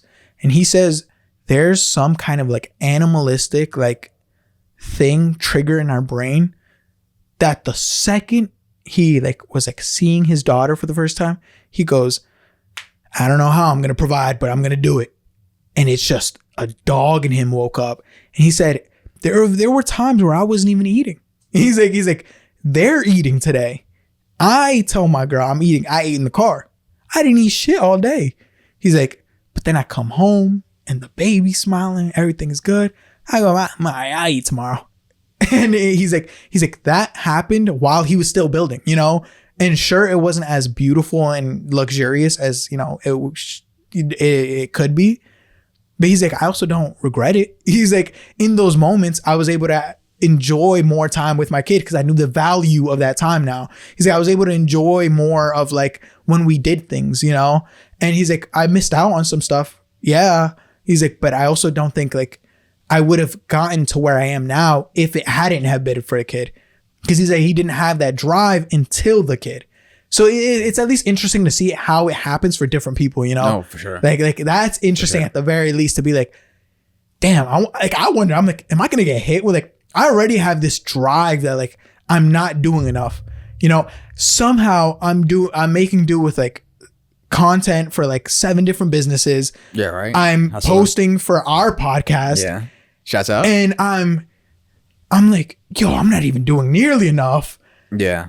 And for some reason, I'm like, is that gonna dial down a little bit when I have a kid, or is that gonna go on like overdrive? And now, like I don't know. It's so crazy, you know. I don't even know how we got. Oh, because we got onto this topic because I was asking if your kids are gonna speak Spanish. Yeah, they must. I think they definitely speak Spanish. Do you think? How often does your girl speak Spanish? I think that's a good indicator on if your kid's gonna speak Spanish or not. She speaks it every day. Oh, okay. Her job like requires her to do it. Oh, okay. So that's already really good. She's full, that's really good. She's never stopped speaking Spanish. Yeah, because I know some friends that don't speak it. No. Like they grew up speaking it and then they leave to corporate America, whatever. And I'm also tapped into that Latin shit low key. so I'm just trying to be more with this. You know what I'm saying? I'm trying to be able to, because you know, a lot of times, like at least where I be working at, there is a lot of like Spanish niggas, you know, shout out my Spanish niggas, and they usually be thinking I'm Spanish, and I feel like they be trying to talk to me, and I try to help them, and I just don't know what to say, and I'm like, oh, you know, pardon, papi, I don't know what's going on. I don't know what's going on.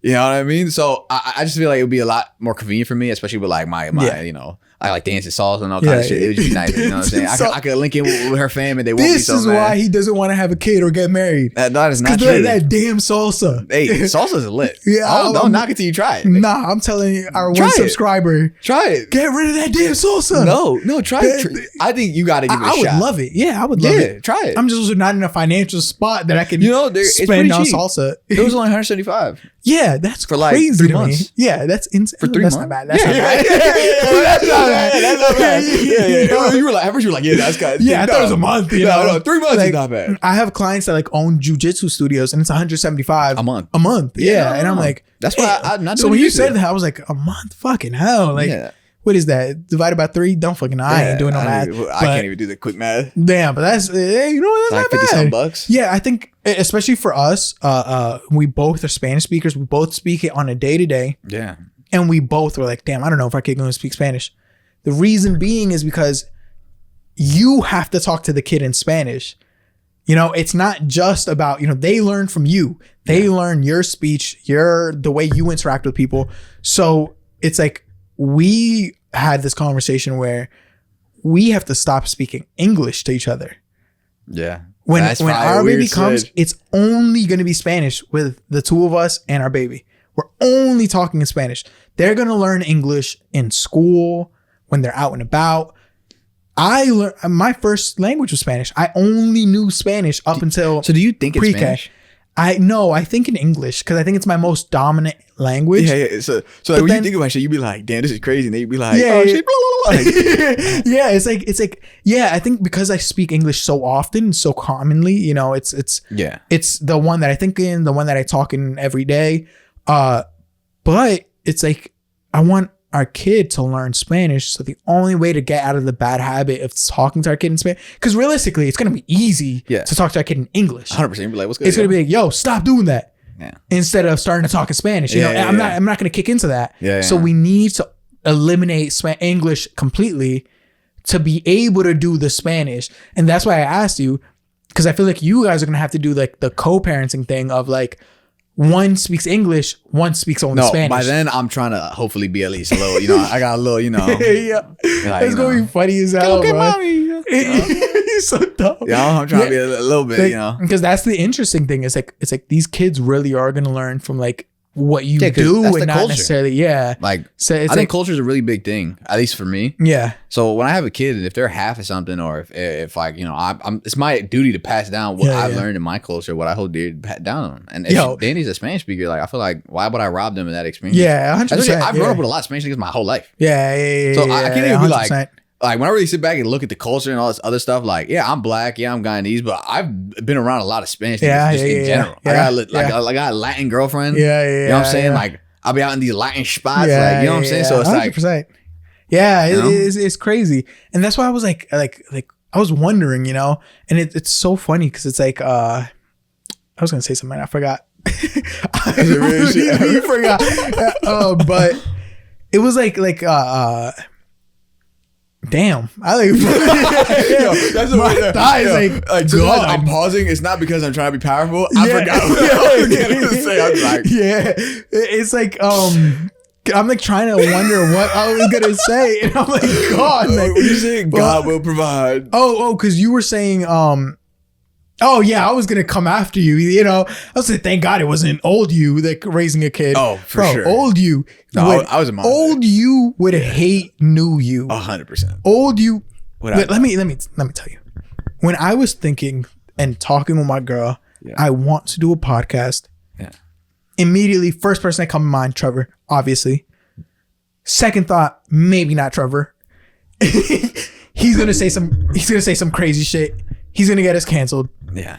I'm like, nah, Trevor's cool. He knows. He knows the line, you know. And I'm like, thinking back, DCP days, we said some crazy wild shit. We did say some crazy wild shit. I'm like, fuck it, we'll do it. And then we get on here. The Trevor I knew growing up would be MAGA. Would be ultimate, like, that's our guy. Yeah. Fuck these immigrants, boy.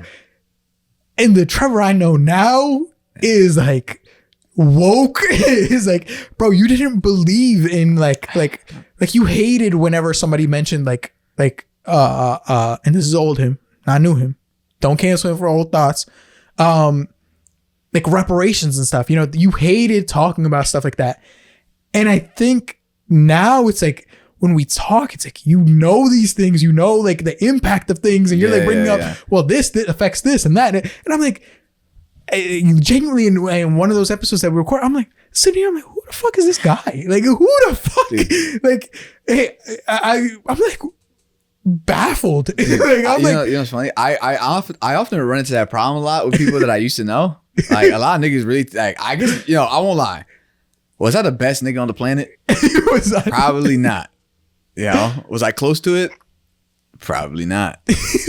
You know, but as the time's gone on and like the years have gone by, I think I was gifted an opportunity of a lot of self-reflection and hard work and shit like that. So it kind of made me like expound my view on the world in like lots of crazy ways. So like I'll still be talking to people niggas will still not like me. Yeah. I'm like, bro, it's been 8 years, bro. Yeah, like, I've changed. But I don't even drop, but it's like I'm a different person. Like have a conversation with me. Damn, nigga, like without that bad. Like you didn't grow. Like what the fuck? Bro, I know people still to this day that don't like.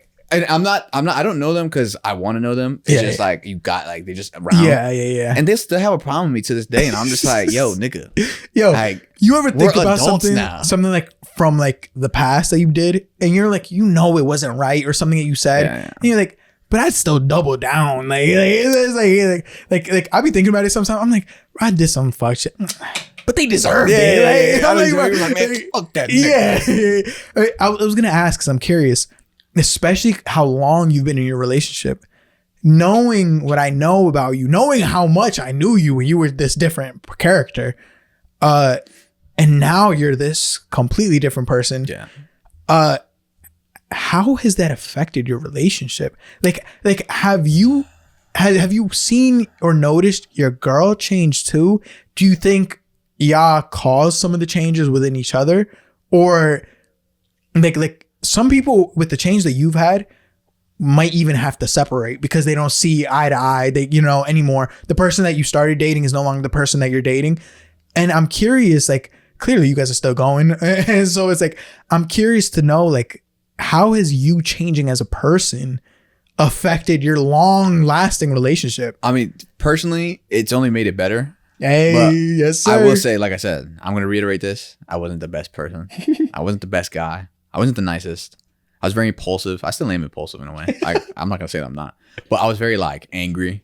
You know what I mean? I was very rash. I was very like inflammatory, I guess. Yeah. You know, I was a much different like individual. I had like much different goals and you know, not ambition, because I think my ambition is still the same, but I was very angry. Like I said, angry, mad. Like I was just a different individual. I didn't give a fuck. Like I was just out here crashing out, wilding out for not no reason, but you know, just as you grow and you know you get better, things change. So it's only made my relationship better because I was able to like I said, reflect and like listen better. Yeah. Because before I never really listened to niggas. I didn't give a fuck. I was like, all right, bro, whatever. You know what I mean? Like, what does it got to do with me, nigga? Yeah. But I learned how to like listen more. I learned how to be like more like comprehensive. I'm still working on it. I'm not the best at it by far, you know. But it's like learning how to be a better partner.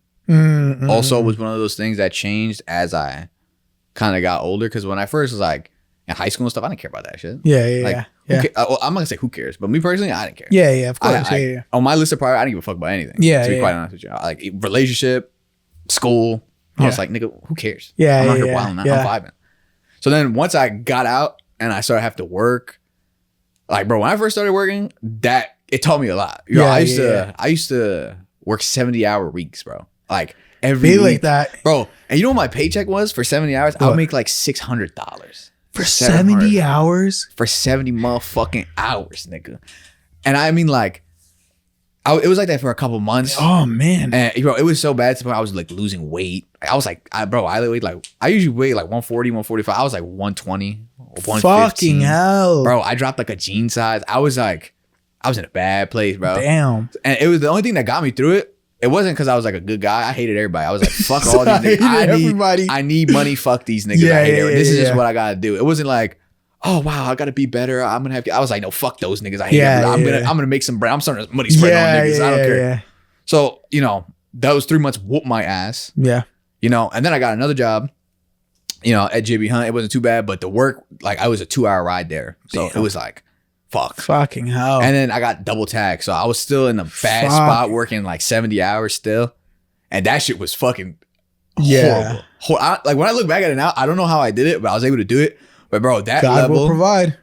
I like to think about it like iron. Yeah. Right. And the only way to shape it is through extreme heat. And I felt like those are those moments that like really helped me like fucking be malleable and shaping myself. Cause bro, that really broke me down and made me look at myself like and be like, what is going on? Yeah. Like I got to a point where I was like, I'm unsatisfied with myself. I don't know what I'm doing with my relationships.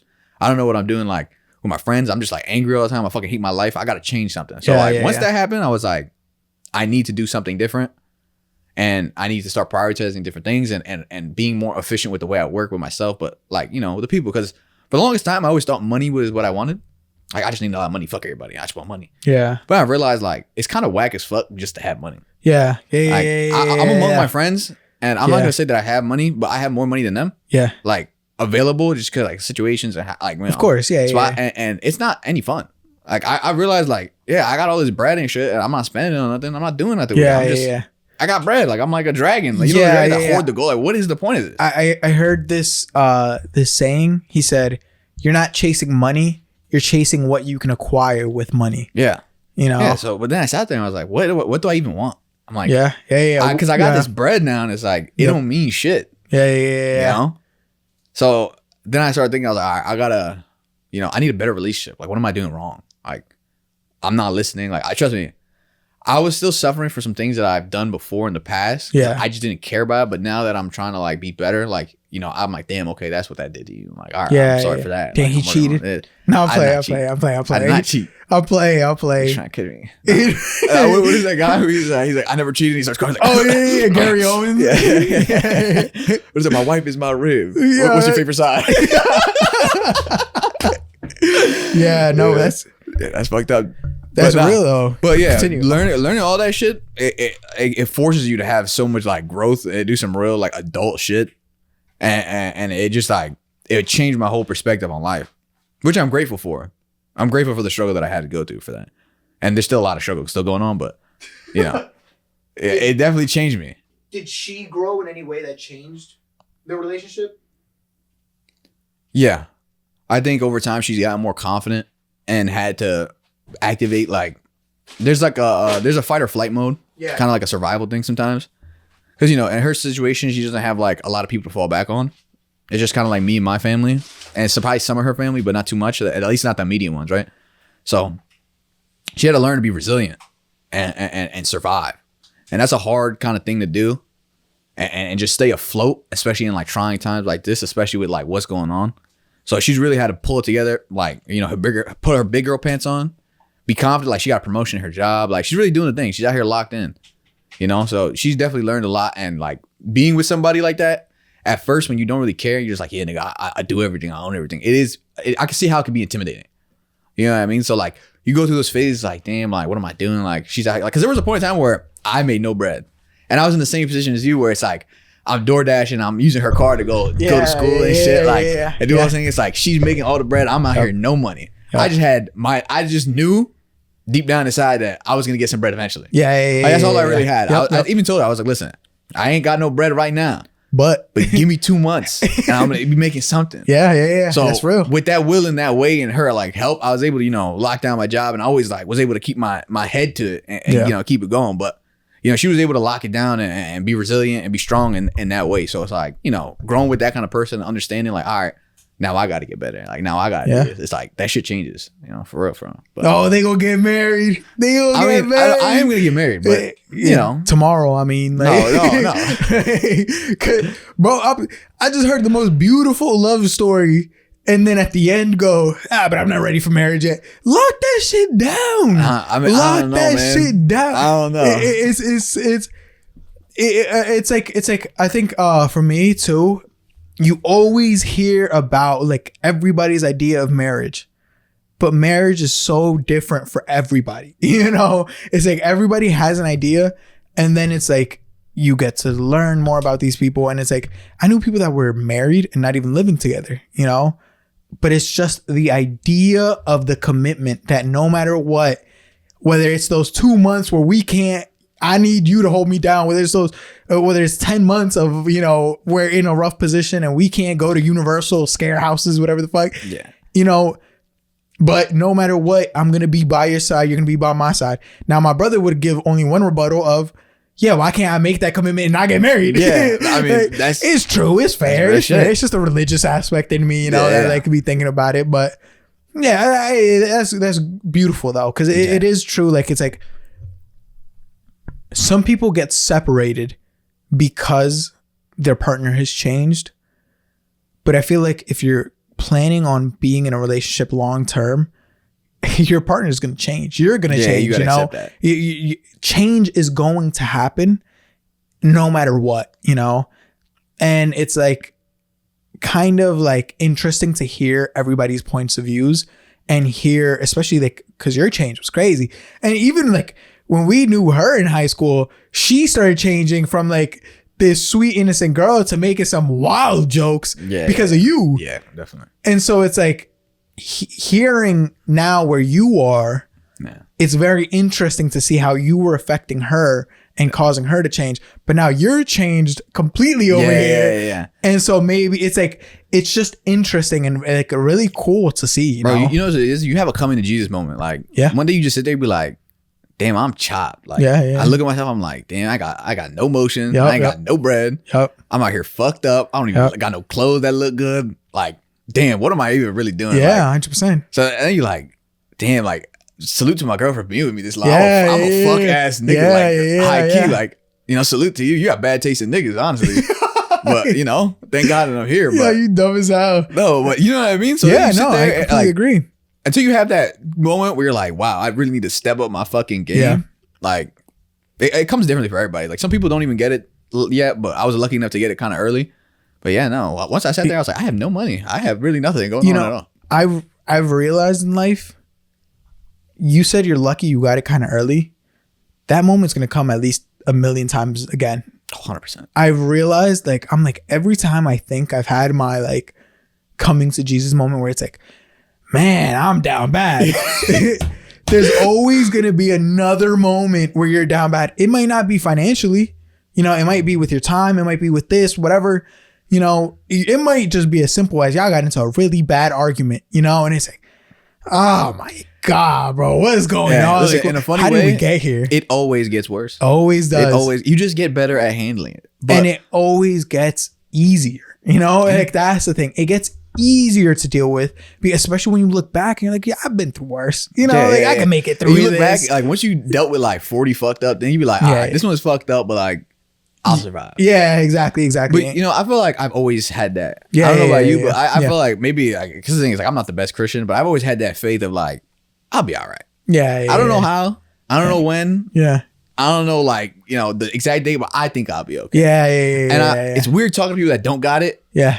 Because it's like, I don't know how to tell them. I don't want to say I hate it because that's mean. I hate talking to people that like just go, oh, I don't have this.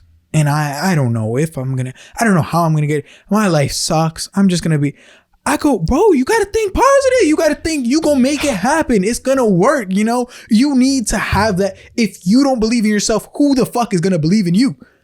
Like how, you know, anything I say to you, you're not gonna, it's not gonna change your point of view. Cause no matter what, you're gonna go home and you're gonna be like, I suck.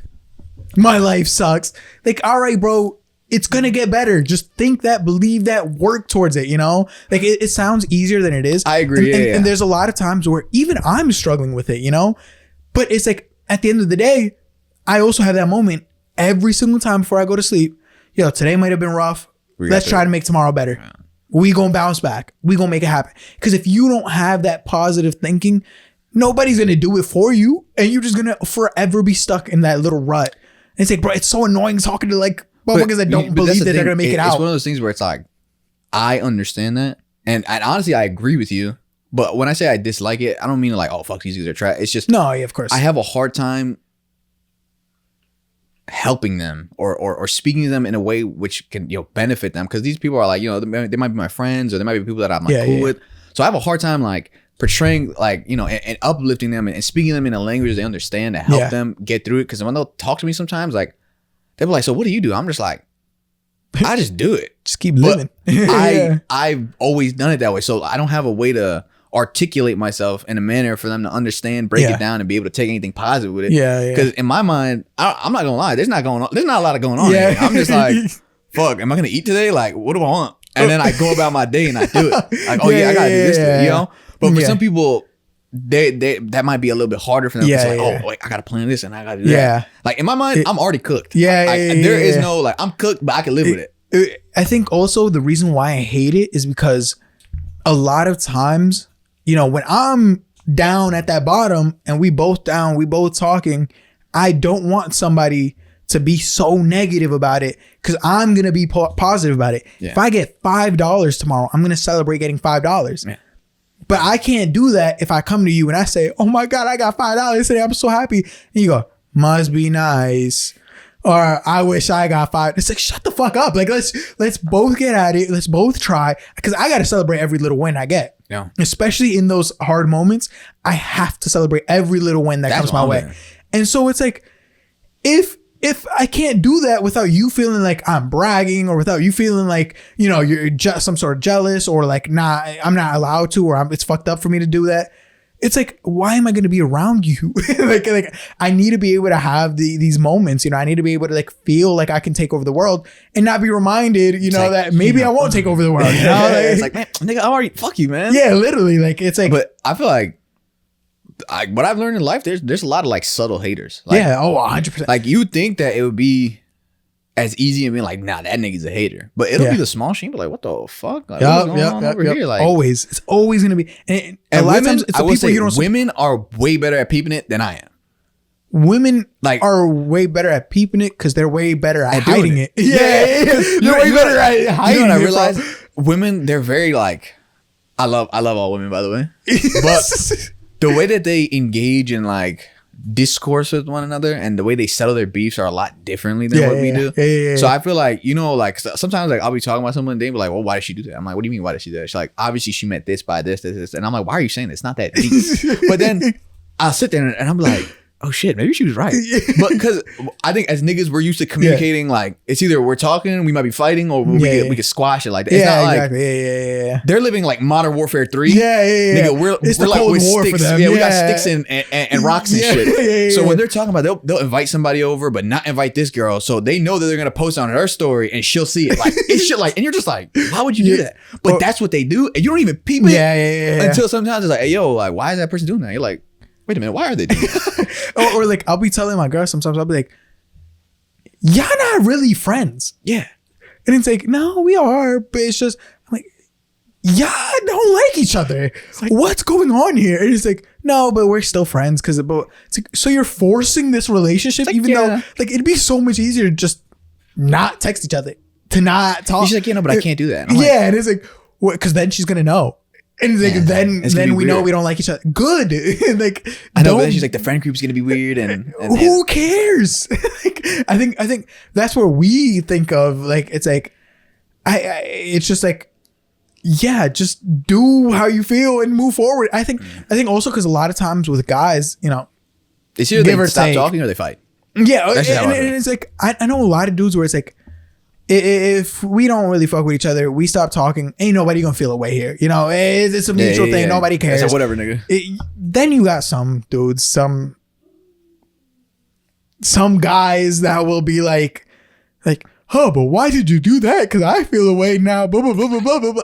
I'm like, bro, shut the fuck up. Like, this is why. Men trying to be vulnerable.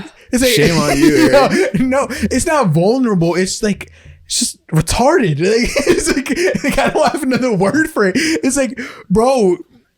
No, it's like, it's feminine energy. Like, I'm not a big like energy crystal rock kind of the guy. But I feel like there's certain aspects of femininity and masculinity, but so you don't really expect it. And I feel like we live in a very like hyper masculine world. Like when it comes to niggas and they're like trying to bang on each other and trying to be like, nah, nigga, fuck you. It's like a dominance thing. They're just in their bag. Yeah. So when a nigga hits you like, damn, that really made me feel that way. It's like, bro, I get that from my girlfriend, but or girls, because they're much more comfortable doing that. So when a nigga does it, I'm just like, bro, I don't need another girlfriend. You're not sucking me, nigga. Shut up. Like, or like even if, like, let's say you and me get, like, maybe I do something on the podcast or something, and you go, yo, I'm not gonna lie to you, I didn't think that was cool, and it really did make me feel away.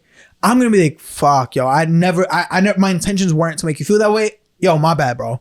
You know, simple as that. It's the people that like will like think that they're playing the secret game by not responding or responding in a way, you know. It's like, instead of saying, yo, all good, bro, they're gonna say, okay. And it's like, I don't give a fuck. And it's gonna be like, well, you didn't talk to me about it. Listen, I'm not talking. I don't give a fuck. I didn't even know you felt that way. I didn't know you were crying in your room, you fucking pussy. Yeah. Like, okay. See, I'm not gonna call you a pussy. It's just, for me, I have one girlfriend. I do not need to. You know what I mean? Yeah. Respectfully speaking, when people do that, I've had that kind of happen to me before. And they're like, hey, but like, you know, I wasn't in the group chat. And I was like, yo, get the fuck out of here. I was just like, my nigga, I'm a grown ass man. I have a whole ass job in insurance and shit, nigga. Like, you're talking to me about not realizing you're in the group chat. Nigga, I have a job. What are you talking about? Bro. He's like, yeah, you didn't realize that I was like, you know, feeling this way. I was like, nigga, you didn't disclose it to me. Fuck up, bro. I'm gonna be honest with you, I really wasn't paying attention. That pisses me off so much. Like, it's okay that people are a little more sensitive, but for me personally, sometimes I'm just like you be sensitive, but communicate. Yeah. Because if you're sensitive and not communicating in a like you're not actual fashion, like you're not a fine shit, bro. And also, don't be stupid. You know, like come on. I've been left out of group chats before. I don't care. Maybe it's just me, but I'll go. Maybe they're talking about some shit. I wake up, I go, damn, I gotta go to work. Yeah, yeah. But it's like if somebody were to tell me like, yo, you know, we do have this group chat. You know, you weren't invited though, and like they probably talking about some soccer or something. I don't care about soccer, like, right, and I move on. You know, it's not like. But if you feel a way about it like that, like then at least go and be like, yo, like, hey, I was just curious as to why I'm not involved in this or why I wasn't invited to this. You know, then I'll be like, oh, yo, I'm gonna be honest with you, I didn't even realize, you know, or something like that. Or like, maybe I have a valid reason. I'm be like, you know, you got a little bit of weird energy with it. Like, you be weird. You be scared. Yeah, exactly. So it's like I think the biggest thing for me is wasting my time. Because I feel like those other other ones just feel like a waste of fucking time. And it's like, now I'm having this stupid ass conversation because you dragged it out this long. Meanwhile, a productive use of our time would have been you pulling me aside or you texting me, calling me, whatever, going, yo, I had a problem with this and I really would like to resolve this right now. It's like, bet, my girl drags problems on, that's what I'm she's saying. the one that will, like, bro, you are not I'm already girl. focused on that, like, I'm focused on what I did wrong in the morning that she's still mad at me in the afternoon. And I don't even remember. Yeah, I don't give a fuck. Like, you don't remember what I said? I'm like, like, I remember. Yo, bro. I do not. Literally. And I'm like, fuck. And it's like, I don't have time to be doing that with you too. Like, what the fuck are we talking about? Yeah, like, I think there's a way of communicating. And sometimes people are like wishy-washy and like, like, I think wishy-washy is rough, but also when they're like a man is being sensitive in a way that's like kind of feminine, there's nothing wrong with it. It just definitely throws me in for a loop because I'm just like, man, bro. Like, be a man. Maybe this is my view, but I'm just like, bro, nigga, come on, man. Yeah. Like, you ain't throwing nothing my way, bro. Stop this. Bro, I had somebody that like, we would hang out, but by hang out, I mean like we would go to like the gym and stuff. And then we just stopped. Literally one day we had planned like, yo, we're going the next day. I say, all right, bet, hit me up when you want me to scoop you. I never got hit up. We kind of haven't done it in months. At no point did I go, oh my God, what did I do wrong? What happened? I go, hey, he probably busy. Yeah. Just keep it moving. Like, I'm going to the gym no matter what. I'm going to keep working. We still see each other, or like, we'll like make plans with the group that we're friends with. We're like, oh shit, yo, what's up? It's not like anything. But then some dudes that will be like, well, now I can't text him back. And then because he didn't text me back first. Like, he didn't text me about the plans. Why does he do that? Why does he hate me? Blah, blah, blah. Shut the fuck up. I think it's like a job thing. I'm gonna be honest with you. Yeah, maybe I got too much shit. I feel like maybe this might be the blue collar work in me, but I just feel like most niggas are just like, what? Like, who cares? Like, when a nigga's like, oh, you didn't text me back, it's like, I didn't text anybody back, nigga. Yo, literally. Like, I've been busy all day. But I feel like when I see kids in college and stuff like that, that's kind of how they move. I guess it matters. Like you didn't text me back all day. The difference between I've been at work all day and I've been at home scratching my nuts, like, chilling. Like, I ain't got no job, nigga. I'm just chilling. I've been on my phone all day and I didn't respond. I guess sure, I talked to this college guy and I think this is the biggest blue collar job moment in my life. I was talking to him and I was like, oh, so what do you do? He's like, oh, I'm in school. He's like, but I'm failing right now. So I'm like, oh, why are you failing? Is it hard? He's like, no, I just don't go. I'm like, oh, like, why don't you go? And he was like, oh, I just don't feel like going. I'm like, wait. He's like, do you pay for school? And he was like, no. So I was like, okay, so you don't pay for school. You don't have a job. I said, do you work? He's like, no. I was like, so you don't pay for school, don't have a job, and you're failing? Yeah, that's crazy. Like, yeah, you got one job. I was like, get away from me, nigga. Oh, I thought that was right. I was like, yo, nigga, get away from me. I'm like, what? Yeah. What is wrong with you? That's crazy. And he was laughing. I was like, you're free. I don't want to be in the same room as you, my nigga. Like, what is wrong with you? That was my That's so funny. Like, moment. I was just like, you don't have a job. You don't got a job and you're failing school and you're not paying. I was like, bro. You know what's funny? He said I was in a dark place. Me in your position, you're good for like trying to give him some advice. Good old unk. Yeah. Me, the second he said, I don't go to school, I'll be like, oh, why? Oh, because I don't go. I would have just been like, fire, and just moved on. Because off rip, I know the type of person he is. No matter what I say, I'm not going to change your mind. Clearly, you're failing and you're not doing shit. He told me. It's like, bad. All right. He said he's going through a lot. I said, oh my God. I was like, wait, so you don't got a job? And you're going through a lot? I hate that excuse, like, yeah, I'm like, all right, nice. I hope you figure that out. Yo, I fucking hate that excuse. We're all going through a lot. Everybody's going through a lot, bro. Like, at this point, it's like... I don't talk to a lot of kids our age, though. Like, I don't know about you. If you have this experience... I talk to you. Yeah, I think outside of you, Jimmy, and Danny, I literally talk to no one in my age group. And anybody I do talk to is very ambitious in a whole. Let me tell you, I've got a very diverse group of friends. Yeah. Where, like, outside of this, it's two other friends. One of them is a mother of 2 kids. Nice. The other one is still a college student. Nice. That is it. Yeah. We all are at separate parts of our lives. We meet up maybe once a month, every 2 months. Bi-monthly. Yeah. Chop it up. Yo, everybody busy? Yo, cool. Done within the hour because we all got work tomorrow. We all got something to do. Done. Like I'm telling you, like my life is like my social life is dead in the ground. Or some of my clients I'm cool with.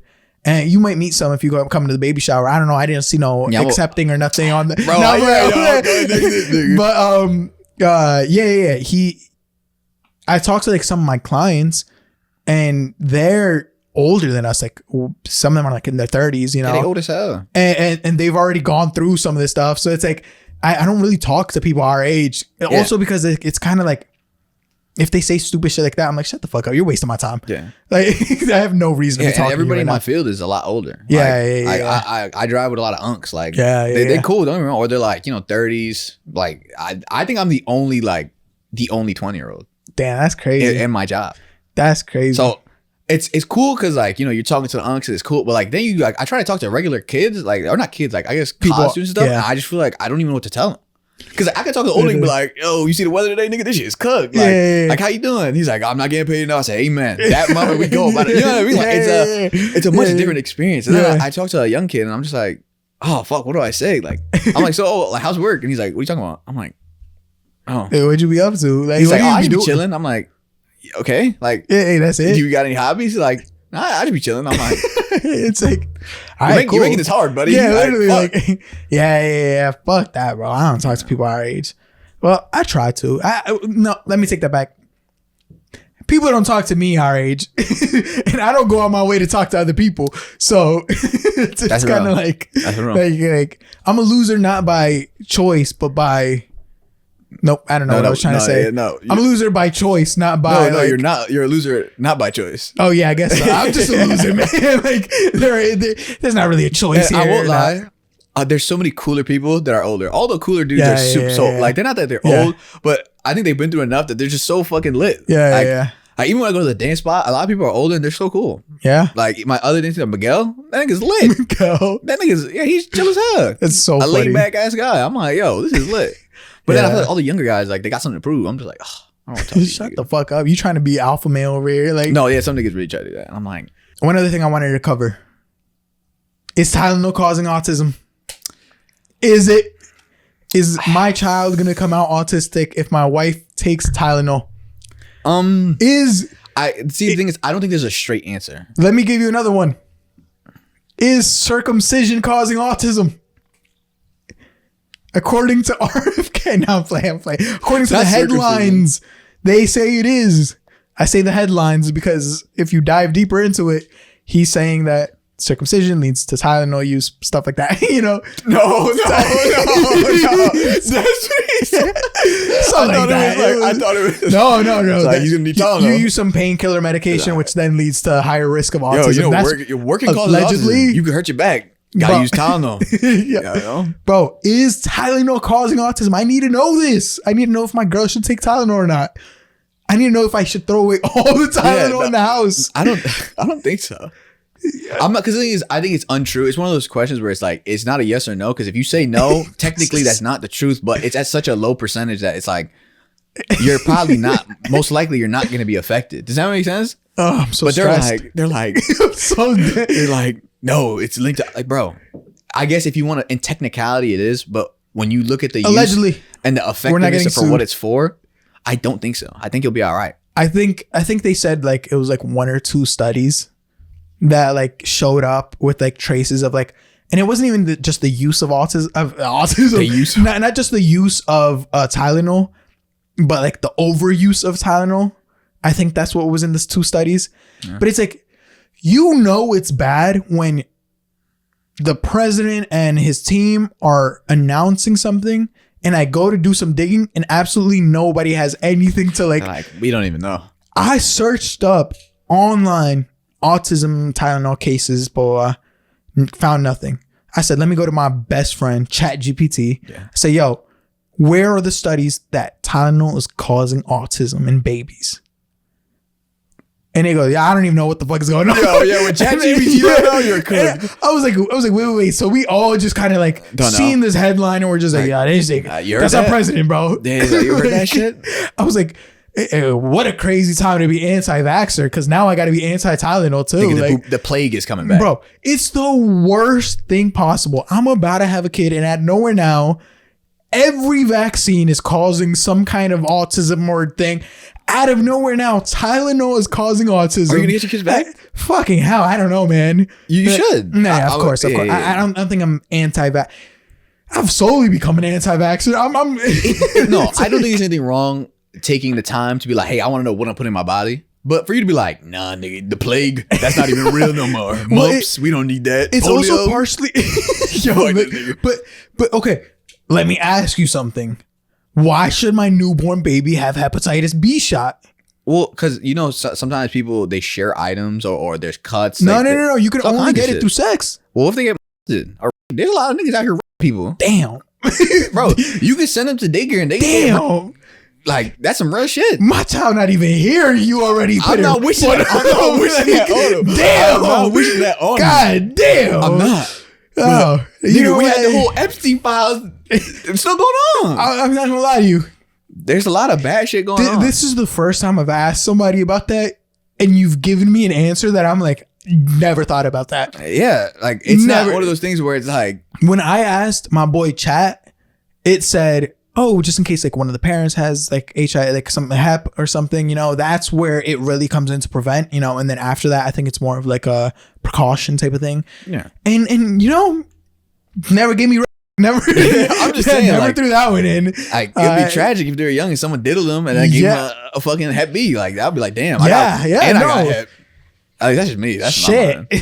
Very valid point. Like, and other than that, like, the other vaccines kind of seem like, I'm like, it makes sense. Like hep B, if you want that to be an option, go for it. Yeah, I think also like my biggest thing is like, as soon as they're out the womb, I don't know if I want to like immediately start injecting them with everything. And that's reasonable. It's like, I think like, in trials, right? Isn't it you could do schedules, like schedule them out, and they'll still be good, it'll still be strong, but it's like, all right, bro. Like this all started with the fucking COVID vaccine. Y'all got me twice. Y'all got my ass twice. Did I get twice? Fucking twice.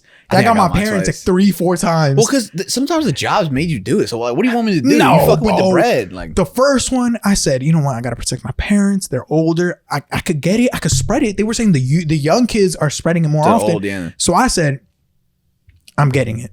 I'm such a noble guy. I'm getting the COVID vaccine. Then the booster came out, and I said, you know what? Maybe this shit not as strong as it was.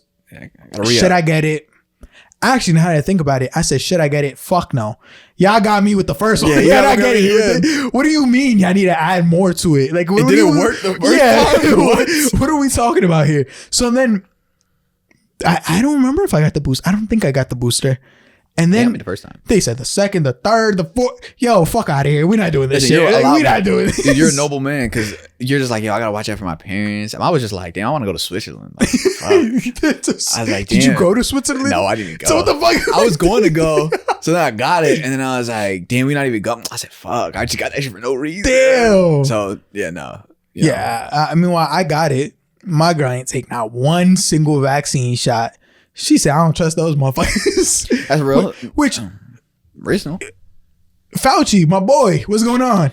You accepting pardons? You over here like, I thought you wasn't guilty. What are we doing? I mean, listen, if someone offered me a pardon, I'm taking it. But if you didn't do nothing wrong, I mean, yeah, it's nice to have. now you really can't like even if they tried it, like you already pardoned. Like I'm pardoned. I got trust issues with him now. I don't know what's in my blood. Too late now, bro. Yeah, I'm cooked now. Realistically, I already got the autism. Like my mom took the Tylenol while she was pregnant. Yeah. She was max dose of Tylenol. Yeah. Like there's proof. Like if Trump needs some proof, we got you, bro. Yeah. we could show up and they would be like, don't turn into him. Yeah. He was on that Tylenol diet. Bro, that was like one of my biggest things. I was like, maybe that's why I got it. God damn it, mom, why you take Tylenol? Yeah, like I was listening to Trump. First mistake, but nah. I was like listening. I'm like, damn, is it because of that damn Tylenol? Like, is that why I'm like this? Yeah, it's definitely the Tylenol.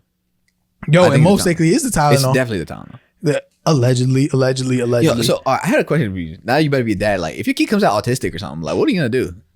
You raised an autistic kid. What you mean? What you mean? Oh, I'm not sending that nigga away. No. That's crazy. That's crazy. That's crazy. Like, if they come out mad fucked up, like, nah. Just a little bit. Like, that's crazy. Like, you wouldn't at least think of, like, damn, like. Nah. I feel responsible. You know, I feel like, you know, we did this. And in all honesty, that's probably my genes that fucked you up. You know, like, we got this together. And I use the word retard on the day-to-day. It only gets serious. Okay. Yeah. So now since you be using it, now you gotta take care of them. Yeah, it's fucked up if I use it and then like you have like a special kid and you don't take care of him. Like, that's fucked up. Like yo, I had this thought the other day. Y'all are in an exclusive club. I feel. Who? Black people. Okay. Yeah. Y'all got the only word that like even like the most like conservative or like open like public people stray away from. Yeah, bro. Y'all got the one word like everybody like, they're gonna be like, I use slurs and they're gonna say like autistic like retard or something. Yeah. And meanwhile it's like, all right, say that word then. Yeah. Well, because dude, it's a litmus test, yo. That's some fucked up shit. We earned it. We earned it, bro. Y'all earned it. Yeah, we earned it. No, I know. I'm not arguing you didn't earn it. But I feel like the other people earned it too. Like, but how did they earn it? Like, oh, you're right. Trans people got. All right, say it. Whoa. I thought you said you earned it. I said they earned it too. I said, say it right now. They earned. No, but you earned it. You earned it. Yo, nah, they earned. Look at the camera, Eric. They earned not to say it. I stand with you. Trevor wants you to be discriminated against, and I do not. I stand with my trans brothers and sisters and they thems. I thought you said you know they earned it. No, I said like I'm saying you guys earned the word to like hold it back from everybody else. Oh, okay. So that's what I mean. Like trans people, I feel earned it. You know, to hold it back. Well, I didn't even know that trans. I didn't know that was a bad word, guys. What? I'll probably end up censoring it. I didn't know it was a bad word, man. Is drag queen a bad word, or is that a descriptor? I don't know. I don't know. I think if someone's trans and someone's a drag queen, I think drag queens are just niggas that like dressing up like. You seen that clip of Jimmy Fallon talking to RuPaul, and he's like, "Oh yeah, how does it feel about being like drag queen?" You said drag queen. He shat himself right there. Like, the queen of drag. Thank God. Yo, but yeah, I don't think so. I'm pretty sure a drag queen is a dude that just dresses up, but a transgender. Is they could fully M to F. It's a man that fully conversion. Yeah. Well, it could be non-binary. And well, I don't know. You can't have. Well, because my interpretation is like you have to transition to something. That's like you can't be halfway trans. You're right. in the middle. I can't be like, I'm nothing, nigga. What? That defeats the whole purpose of this. Yeah. You're right. No, you're right. But and then like Asian people. What? What do you mean? Well, are they transgender? No. Like, yeah. And then the Asians are what? No, I'm saying they earned their word. They love driving Teslas. What? I know that's so random. I'm sorry. Every time I see a Tesla, it's always an Asian person. Yeah, you know what? That's their Hellcat. No, I've seen a lot of Indian people driving. They're Teslas. Asians. Oh, yeah, nigga, yes. Yo. That's what I'm saying. That's their Hellcat. Their Hellcat is a Tesla. Yeah, they earned their word. What is their word? Oh my God. Let me be off camera. We gonna pretend like we don't know everybody's words now. Is it Bro, really? you saw that chick from Love Island that got canceled for it? What? You didn't say it? Now you won't get me canceled. We blurring all these. Okay, blurred. She was, especially because we got jobs. You know, if we didn't have jobs, this was our full time. Bang. You know, I'm saying the N word the day we get the day that we get this funds itself. I'm saying it. Yeah, dude. Stay tuned. But yeah, she was on Love Island. On the show, internet being so woke and annoying as fuck, they went back to some of her old posts, and she had posted once describing herself. She goes, "Oh, like I hate the way my cheekbones are, my eyes, and blah blah blah." Okay. That's a word that people use. Like it's an actual. I get it. It stems from a derogatory term. Yeah. But I know a lot of people that use that word didn't even know it was a slur. Like didn't know it was wrong to use it in that context. You know, like they're like, I can't be racist to myself. I mean, you know, like, okay, I get it. You're comparing it to like issues going on. Yeah. Like, but it's like I don't think she meant so then they took her off the show. Ooh. She was on the show live because that show is live every week, and they pulled her off and they just say, yo, she got kicked off the island. All because of the fans online. And she came back wearing a little Buddhist necklace, talking about I'm so sorry. I should not have used that word. If I'm her, I'm doubling down. I'm going, because somebody, like, I guess, they swiped up on her post where she had done it. Yeah. And they were like, yo, that word's offensive. You shouldn't be using it. She goes, oh, thank you for informing me. But I think she might have used it again or something. I don't know. But it's like, I don't think she even did. All I saw was one post. No, she's like Hispanic, I believe. Oh my God. Well, you didn't say that. That's not fair. Like, we can't use slurs now? I mean, no, but like I'm not saying that's right. But I thought she was Asian. Every Hispanic I knew growing up, shit, I did too. We all said the N-word at some point in our lives. Yeah. Because we were all cool with the black people and we all felt like it's us against white people. Like, so it's like, I knew a bunch of black people that like we would all be together. I felt comfortable saying the N-word around them. We made jokes. They call me spick. You know, it's like, but it's cool, whatever. No, we know that it's not meant with malice. You know, I think like that's the issue. And now we're getting a little serious, but like that's the issue with like these generational gaps too. With like the internet, everybody can see everything because it's like depending on your community. If you're in the South, the N-word probably is used very derogatory, you know, in a way to insult you. But if you're like in the East Coast, you know, with like in Jersey, New York, stuff like that. It's very diverse. Nobody says it with malicious intent. You know, everybody says it as like, they probably just think of it as another word to call your boys. Yeah, it's a greeting term. Exactly. Like, so I think that's where the disconnect is. And that's like the danger of the internet. It's like what you do. But when you think about Love Island, who watches Love Island? Like, it's like, you know, it's usually like, I'm assuming like ladies and stuff like that. So they probably more like, hey, that's fucked up. Don't say that. Like, bro, you know what's wrong? What? Me and my girl heard that she was getting canceled and we looked it up and we saw the picture and we're reading everything she says. We skimmed right past the word. Didn't even like, we're like, yo, what did she do wrong here? I don't get it. What did she say? And we were genuinely like, yeah, what did she say? I guess she called herself. Yeah, no. That's it. Like, yeah, it's like, you can't use that word. Well, yeah. No, you can't. That's the thing. It's like, it's so tricky because it's like, I don't think she should have got kicked off. At the same time, like, if they're getting a bad, like, if your PR's numbers are dipping, like, and you had to do the call, like, if you're like, all right, am I gonna stand up for this random looking bitch? Like, or you gonna kick her off the fucking show? You know? Like,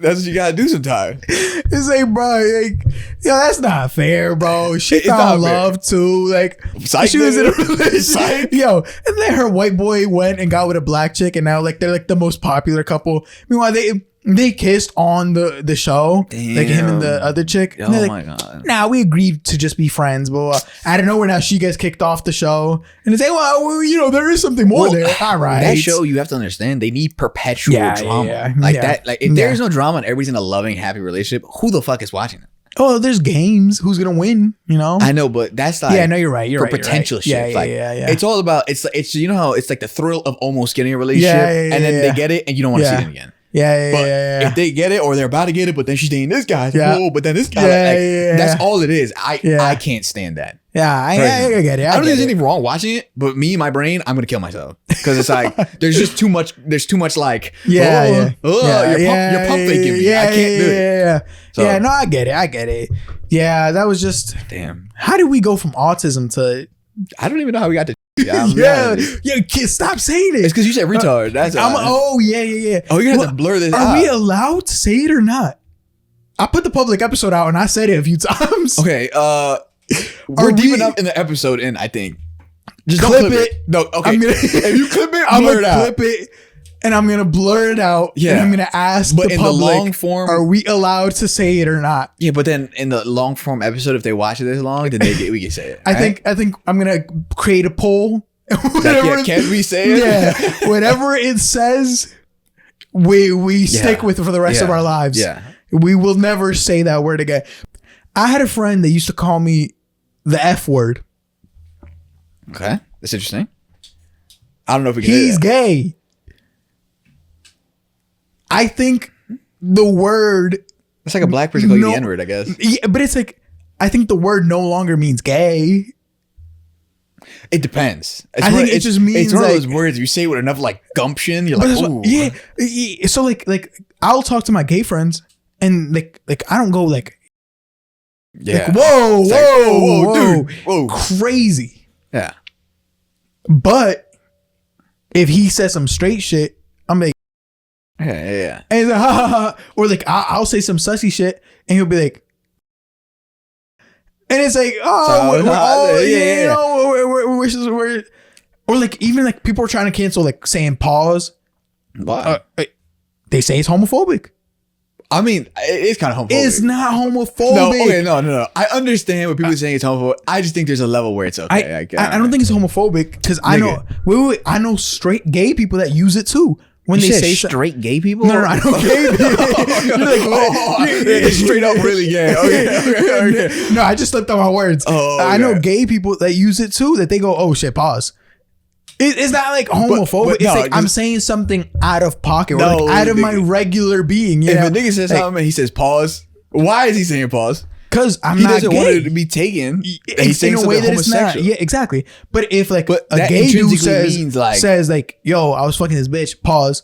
I'm like, oh, he wasn't really fucking her. Like, it'll be something inherently that we don't even associate with being gay though. Like that's what I'm saying. People like, damn, I'm eating a glizzy. Pause. Yeah, like, exactly. How is eating a glizzy gay? Yeah, you making it gay. Exactly. But then you got to make it be like, hey, but I'm not gay though. I just like hot dogs. It's more of like I don't think it's homophobic. I think it's just like it is a little homophobic. A shield to protect you from jokes. No, I think that's all it is. It's a little homophobic, but it's funny. It's not that bad. I feel like it's not like any like it's not like it's backed by like oppression by anybody. I think it's just one of those little funny things. Oh, so you're saying gay people haven't been oppressed? But pause. And nigga was never like, oh, you being gay, pause. Like, you know?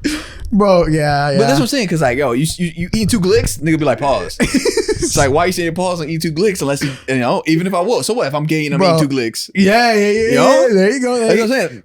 But yeah. That's why it's like, yeah, it is, but I don't think it's that bad. We throw the word homophobic around too much. No, I'm not scared. You're not scared. Whoa. Epiphany.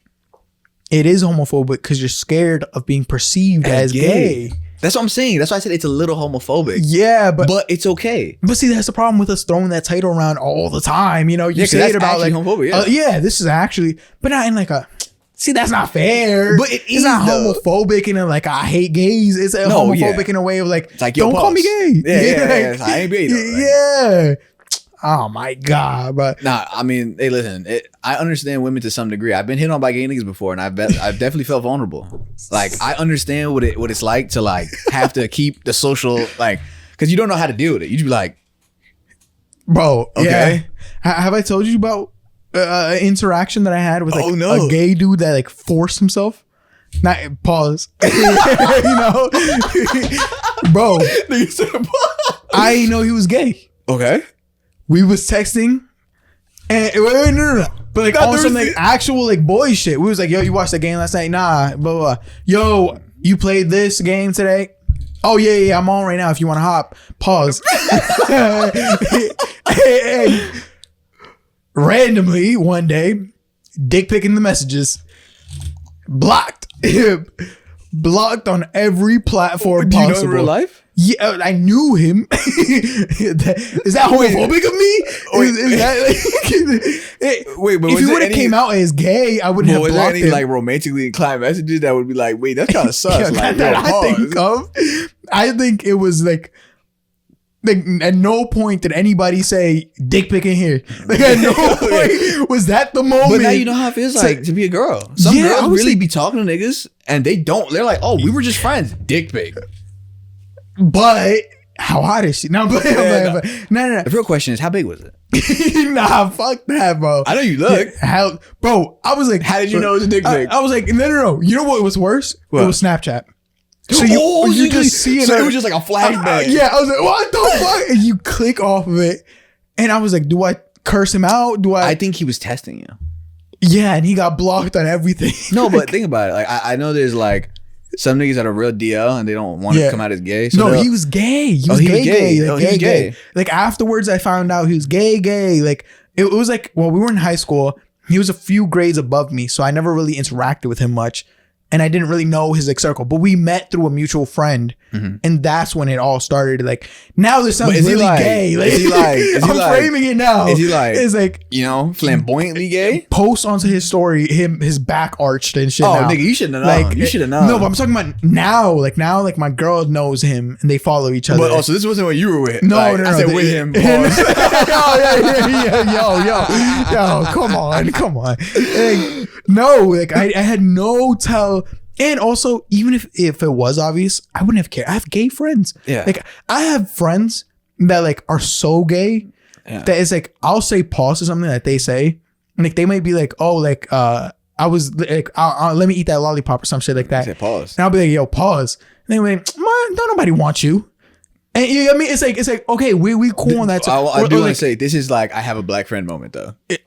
Sure. Okay, I have a few black friends. Yeah, no, you know what I mean? Like, if that's the moment. No, but what I'm saying is like it's not because he was gay. I know. It's because it was forced upon me. Like you don't realize. You know what it is? Like when it doesn't happen to you, you just be like, yeah. You be like, oh no, we cool. And you be like, wait a minute, wait, what? Yeah, and you're like, is this what I think it is? Yeah. It's like, no, it's not gonna be that. And you're like, wait a minute, what? No, it's weird. And then you just like, what do I do? Like, mine was in person, so I was like, what you mean? Hey, pause. Don't get me wrong. It wasn't like showed you his crazy. dick in person. No, I wasn't. Hey, I'm not gonna lie. That's the gay shit I ever seen. I never had niggas send me a dick pic. I don't get me, bro. I'm starting to think like, did I give signals? I don't know. Okay, what happened in your situation that you gave? Oh yeah, victim I blaming. didn't give shit. It was just like you got hit on. We were just chilling, like and it was just like they were very persistent on being like, yeah, like I've been with these guys, and it's like you need to have fun. Like, why don't you have threesomes? And so I'm like, oh no, I'm cool. He's like, oh, no, you know, cool. I've been with guys like you before. You know, they had big dicks, blah blah blah. I'm like, oh no, that's cool. Like I respect that and everything. But you know, you're like, nah, like, yeah, I do got a big dick, but it's alright. Like, no. I was just like, nah, that's cool, I guess. Like, what do you want me to, I don't know what's going on right now. So I'm just like, all right, cool. And I walk away, and he's like, yeah, no, but I'm just like, I don't know what to do. I'm like, nah, you're trying to give the signal, like, of hey, you know, that's cool. I'm not really into that. Yeah. Like, but they just don't take the hint. Yo, I've had gay niggas blow kisses at me. Hey, yo, nothing wrong with that. I was just driving. There is something wrong. I was driving. This nigga blew a kiss. I don't want you to blow a kiss at me. Like, you do like that meme where he blows a kiss and you. No, I didn't. I was flattered, I guess. Or you smack that shit away. Yeah. Like, because I was driving, he blew a kiss. I was like, there was no other niggas around. I was like, and it was like one of the saucy Santana kind, like, you know what I mean? Oh, like, yeah. So it's like, yeah. I'm just like, yeah. I know. The thing is, I didn't think there's anything wrong with it. I appreciate it. I do feel validated. I'm like, yeah, at least, I mean, this is not the attention that I wanted, but you know what? I can respect the fact that at least I got something, right? But at the same time, it is definitely uncomfortable. Yeah. I was at a rave. I was chilling. I was out there. I was just like, you know, vibing with the little, you know, drink. Yeah, her vibing. Nigga walked by. I'm smiling. I'm having a good time. Blew a kiss. See, but whole mood destroyed. And the thing is, it's not because a gay nigga blew me a kiss. It's just if I keep smiling, this nigga's trying to no pause. Trying to clap my shit. Like he's gonna try to put some glick in my mouth. Yeah. So I'm like, bro, I wasn't even having fun. No way. I walked away. Like, bro, I was so mad. You know how I know it's not homophobic? Because if a girl did the same thing, I'm like, I don't understand. No, I'm mad as hell. Like you're not just sending me unsolicited coochie pics either. Nah, I'm not gonna lie. If a girl sent me an unsolicited coochie pic, I wouldn't. Yeah, that's wrong. That's so you're telling me right now. Oh, especially right now. Okay. Do you know I have a wife? No. This is like you're talking to some random girl. You know, like you guys are getting acquainted. Oh, in the past. No, yeah. Oh, now. Oh, no, you're acquainted with this lady. You don't really know too much. I don't have random female friends no more. Pic. Nope. Don't have female friends no more. But like you tell me, you'd be like, oh no. If me and Danny were to become friends, I'm only talking to her through you. Okay. I don't talk to females. But why? I'm a married man. I understand that, but it's like, what did Kanye say? Going to the food court and not trying to sample. You know, I'm not going to the food court expecting. You can't be friends with a lady? It's just that it invites. Well, maybe we'll be friends through other friends. But you can't platonically be a friend with a woman. No, I'm not. It's not that I can't. I'm just not doing that. But why? I'm not leaving the opportunity there for that. You know, you leave. It's like I'm hungry. Let me go shopping. You know, it's like I know I'm gonna buy some cookies. You know, like I know I'm gonna like at least look at the chips. Meanwhile, so then do you think women and men can like platonically be friends with no romantic inclination? Maybe I have some friends like that it's like, or I had some friends that I had no romantic like feelings for at all. You know, it's maybe I'm just not even inviting the door like to even like that possibility. That's not happening. If I'm friends with you and you're female, you're gonna be hearing from me through my wife. Like I get where you put it down. You're gonna be communicating for us because you know I'm not gonna be like I'm gonna show your wife these messages. She already read everything. You know, she knows. So now everything's being filtered through her. You know. And so I'm not gonna involve myself in that. And if it's like, especially like let's say like again, Danny, what right do I ever have? Like what reasoning would I ever have to text Danny independently? No, listen. I have one nigga to the next. I understand that. It's like if we were all like to hang out. Let's say we got really close. Me, you, your girl, my girl. We go out every month. Yeah, I wouldn't hang out with your girl. Or your wife. And you would hang out with Danny. Yeah. I would text you. Yeah. It's like so. The female friends that I have are either partners of my boys, or they're friends that have their own partners. Really? And or we met through like, you know, my girl's friends too. So my girl gonna talk to you. My girl literally be like, yo, why don't you text her? Like, let's go out. Like, no, you do that. And I'm like, yeah, you do that. She'll be like, why? I'm not even close to my phone. Like, you just text her. I'll be like, dash Isabel at the end. If I text, because I'm not doing that. That could be misconstrued. That could be, I'm not leaving that door open for that. If her man sees, he could be like, yo, this is a little weird. You know, maybe it's just a childish mindset. I understand the caution. But I just one of those things where I don't think there's anything wrong with female friends or along those lines. No, I'm just saying. Because he salsa dances. No, that's why. That's crazy. That's crazy. That's why. That's crazy. No, that's fucked up. You got to defend yourself. That's fucked up. Because you're like, yo, my girl gonna be hearing this. She gonna be like, no. Hey, you gotta go to his salsa class no more. I think as adults, we could all platonically be individuals and just be chilling and cooking. And I'm saying, do you want to be late night fucking going on dates with ladies and shit? No. But if you guys are platonic friends, like, you guys are cool. You guys are just cool, and it's completely. Do you have any platonic female friends? I think I have female friends, but not like to the point where we're hanging out every day. Exactly. Like that. Yep, no, but if you already taking that caution. No, but I think I could have one if I wanted. Like if I could, like yeah. But yeah, I could have one. I'm just not gonna do it. It's stupid. But you know? I feel like it's one of those things where you just gotta have some self control, brother. Of course, you know. But like, okay, y'all start hanging out, blah blah. Blah. First of all, already I have such a great personality. You risk her falling in love with me. That's good. Then I got to break her heart. All right. So then we push a little further. Yeah. God forbid we go out. Anybody gets drinks. Now alcohol is involved. Okay. Once alcohol is involved, it can get messy real quick. Okay. I'm never doing any of that. Yeah, I'm never like there's no point in that, especially because we're older. You never know. You just grab a drink, you know, here or there, and now that's your judgment isn't there. You know? But when I'm sipping that drink, I'll be happy. I don't even be really like that for real. I know some niggas drink Henny and they be getting active, but me, I just be. But then I would take 2 shots of tequila. Yeah, but then one of the salsa girls gonna come up to you. That's crazy. And be like, that's crazy. And you'll be like, oh, Trevor. That's crazy. Trevor. No. And you gonna be like, and I'll be like, I have a girlfriend. Thank you. Yeah, and now that friendship is over. That's what I mean. Yeah, no, it's not a friendship. We can be cool. Yo, well, okay. If a girl has ever hit on you, okay. When I say be cool, we could be like cordial. Yeah, but if it's not like no relation, like no, like she ain't trying to get fucked on, like explicitly from the beginning, I don't see the problem of talking to somebody. I don't see the problem. I just know that you're leaving the door open to a possibility. But for what? If you know even if it's a 1%, if you know I got a girlfriend and you're my friend. What possibility is there? Let me tell you a secret. I don't know if you know this. Women tend to like men that have a partner already. Okay. The way I'll give you this example is... No. I'll give you this example. Mm-hmm. If you're eating Popeyes... Yeah. And I ate this nasty ass pizza... Okay. And you go, damn, this Popeye's so damn good. Like, okay. This Popeye's treat me right. This Popeye's sit right in my stomach. Damn, yo, I could have gone for another. No. I could have gone for another food. I went straight to Popeyes. Yeah. But all right, yeah, you're going. This food's so fucking good. I'm gonna be over here like, damn, now I want some Popeyes. But why can't you get your own Popeyes? Why you gotta eat my Popeyes? Because I know that Popeyes is good. Well, what's the difference between I know that Popeyes don't cheat.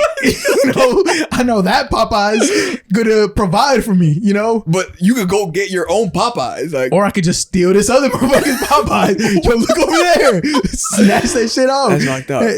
I'm just saying, I know women that are like that, not know personally, but I thought you don't know no like, women. you hear stories of women that are like that, you hear stories of women that like only like men when they're in a relationship because you see the best out of them, you see the best of them in a relationship already. So it's like, it's test proven, it's gone through. Well, no, I'm saying like the guy, he's test proven. He's gone through this. Oh, yeah. But she's happy. He'll definitely make me happy. I would like to think like maybe I'm being naive, but it can't be one of those things where it's like, hey, I'm not being weird. I got a girl. That means I'm not trying to fuck. Why can't we just be cool? It means I'm not. No? It depends. You know what I mean? Like, I got a girl. I got a girl. We're cool. You got a man.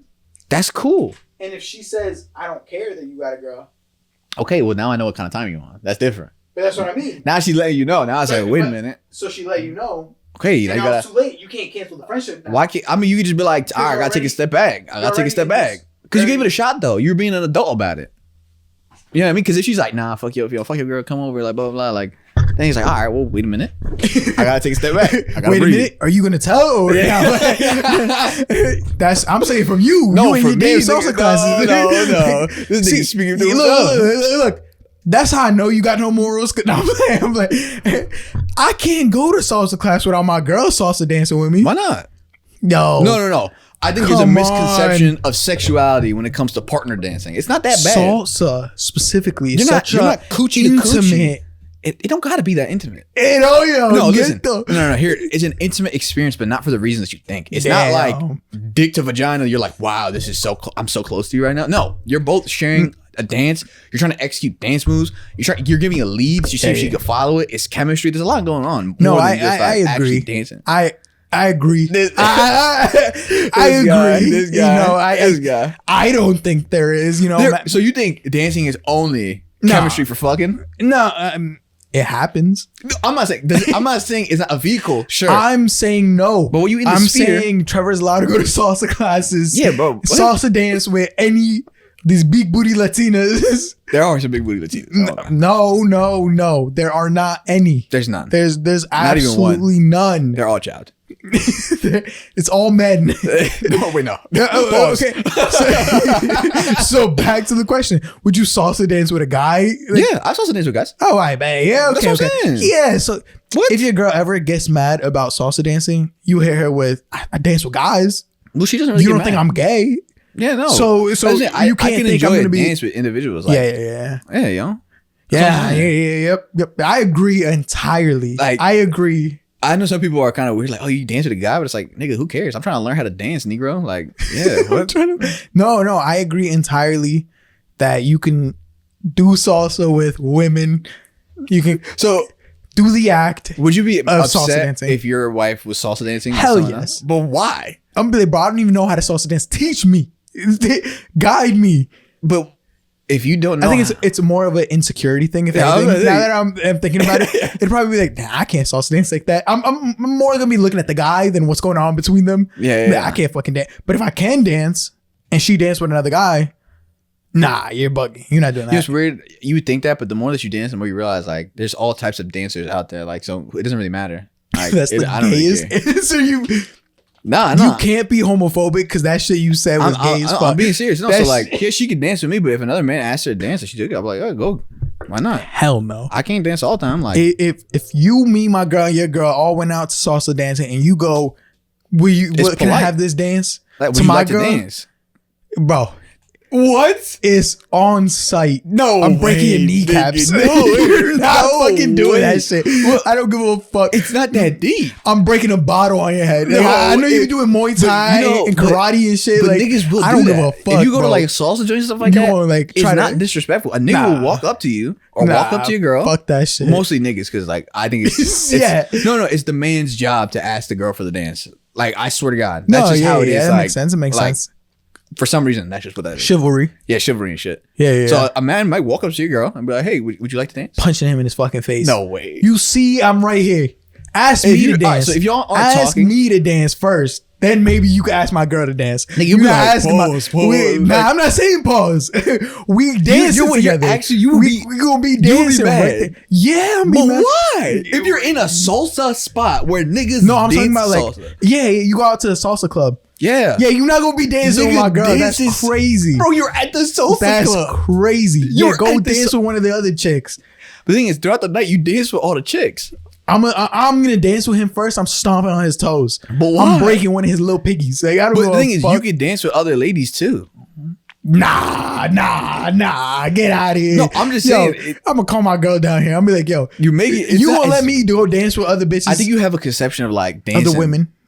Yeah, right, ladies. Yeah, but I think you have a conception of like dancing just in general, where it's like, yeah, you're close in proximity, but you're not doing anything that's like crazy. Brother. You're in a public dance floor sharing a dance with somebody. I think so. Ain't nobody you trying to get close to my girl if you trying to dance with her. Then what kind of dancing have you done?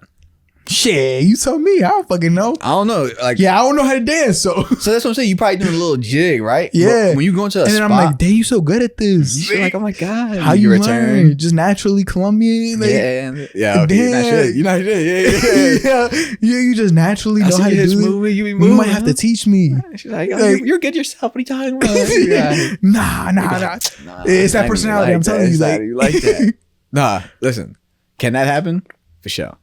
But when you go to when you get more into like the dancing scene, like I'm talking like I'm not really even in it, but when you just go to like more dancing, like yeah, I'm not really in it. I'm not involved with any of these bitches. No, that ass. Like, but when you go to like the spots and you see people actually dancing salsa and they're doing all this stuff, it's not as like it's not as clubs. There's club setting salsa, and then there's also like oh, you have a team, you guys dance salsa. And sometimes you can do both. Are you gay as hell? Obviously, what? A team, y'all competing in salsa. No, niggas compete in salsa. Yeah, but I'm saying they are amazing. I'm not saying me. This motherfucker. If I could, I would. But I can't. I'm not good enough. Yo. I'm just saying. Yo, my boy went from Muay Thai. Hey, listen. Hardest shit I'm out a lover, here. not a fighter. Learning how to fight. He went, nah, I'd rather dance. Yeah, what do you mean? It's always been my passion to dance. Listen, say what you want. Say what you want. I'm with it. Listen. For natural classes. The second you start getting into competitions, why not? I'm like, bro. Yo, those niggas are nice. Yeah, I know they are. They are nice. Bro, I know some people that have competed and they're super nice. You see them on the dance floor. They do all that, blah, blah, blah, blah. It's crazy. Yeah. I just don't see that from you. Like, it's like, why not? It's like, what? Nigga, that's swag. If I see Alex Pereira tomorrow, like a fly dancer, dancing salsa, that's amazing. I'm mind blown. Why not? Wait, but why? I'm like that guy. Yeah, why not? That killer. Why can't niggas dance? It's just unexpected, you know. Listen, it's fun when you try it and you learn. It's fun. Yeah, I can imagine. I can imagine. You should take your girl. Sensual. You should take bachata. Yeah. Is take your girl. Take your girl. She doesn't like it. Take your girl. She doesn't like it. Oh nah. She don't like it. She can't do that. That's how people cheat. But you can't do. You gotta have some trust and faith, brother. I'm gonna give her some tips. Some tips. Some tips. I'm gonna give her some tips. Yeah. You can't do that. You gotta go every single time. No, the thing is, you can do what you're comfortable with. He gonna meet, and not him. Other people meet partners that are actual dance partners, fight partners, whatever it can be. It's not dance, dance.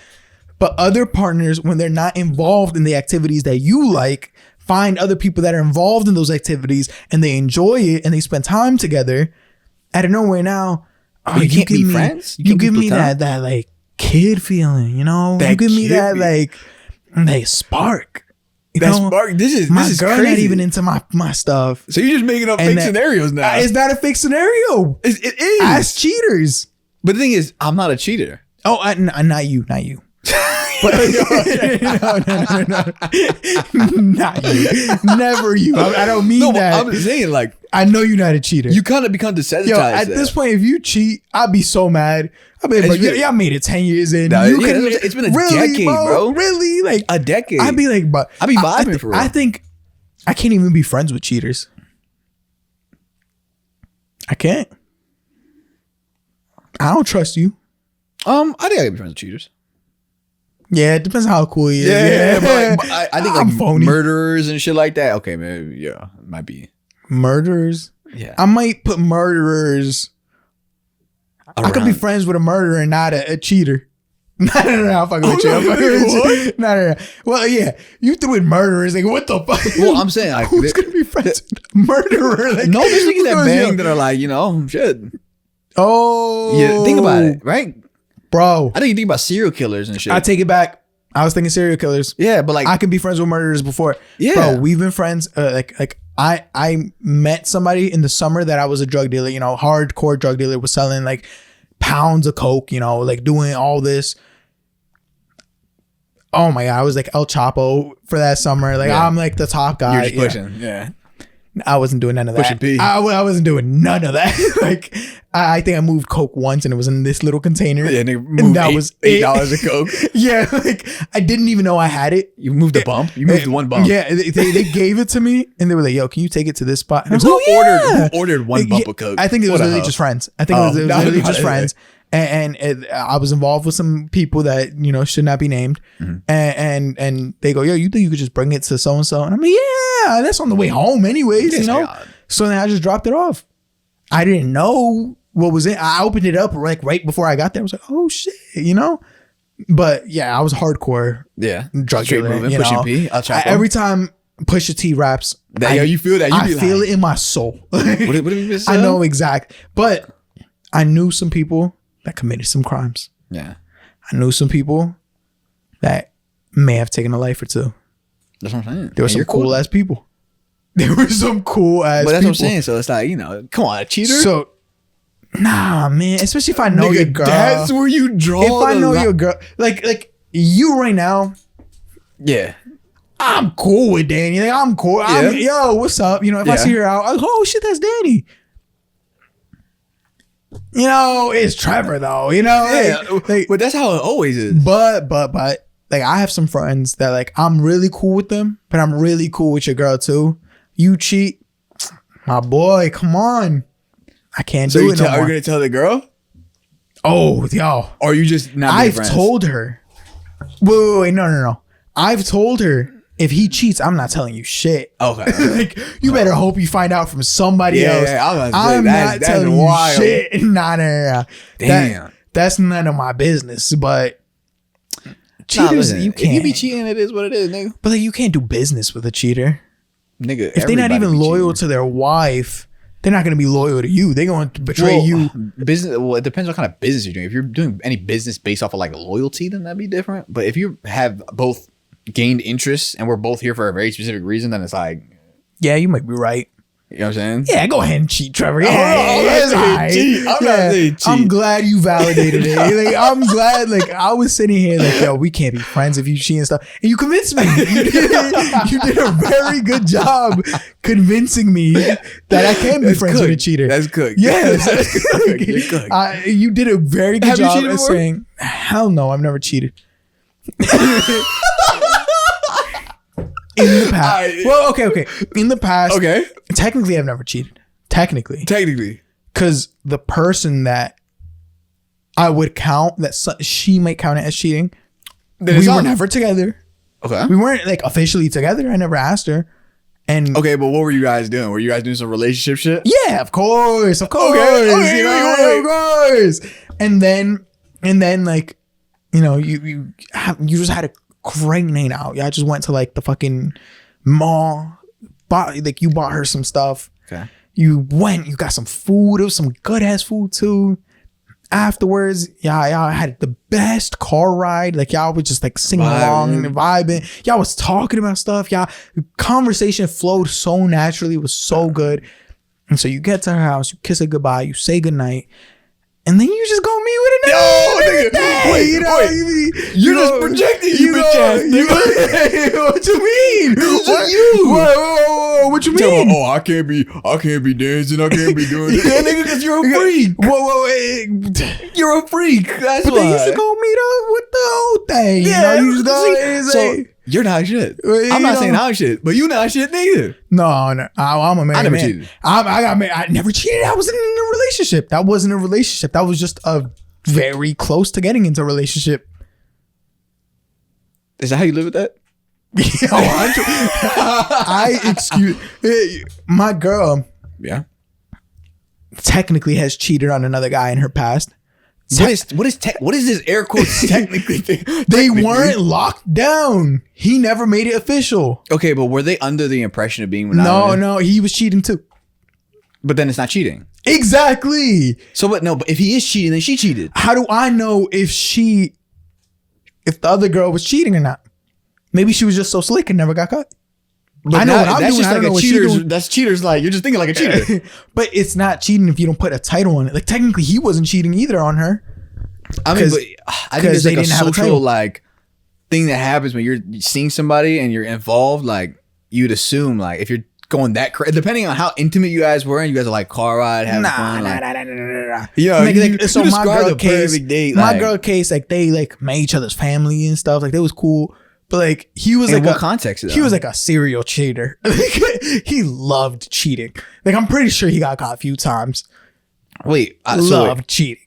So so he cheated on her? Yeah. So wait, her response, it was cheating. Because you just said he cheated on her. I'm just using the word cheating to like imply what happened. You know? Okay. In this situation, hypothetically, he was a serial cheater who was cheating all the time. Well, if we're calling it cheating, you know, yeah. But cheating. In reality, there were just two people that really got to know each other, met each other's families. Yeah, he was fucking other bitches. Yeah, her response was, instead of cutting this off, I'm gonna go be with other dudes. Yeah, technically, that's not cheating. Technically, if we're going by, you know. The logic. Wait, why did she sleep with other dudes? Was it just because she felt whoa, you calling my wife a whore? I never said that. You said sleep with other dudes. Oh, dude? Yeah. I'm sorry. The fuck? Yeah, you get it right. My wife isn't a whore. Hey, now old whore. Now. Yo, cut that out.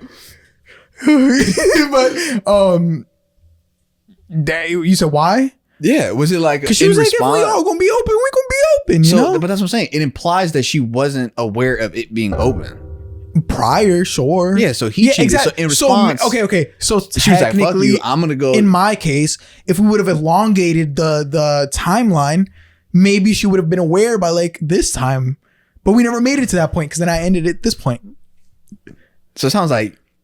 You're a cheater. Sounds like I'm good, scot free. Yes, sir. America. It sounds like you cheating with extra steps. I believe in reparations. You said you gotta agree with me. I agree with reparations. Jesus is king. You gotta agree with me.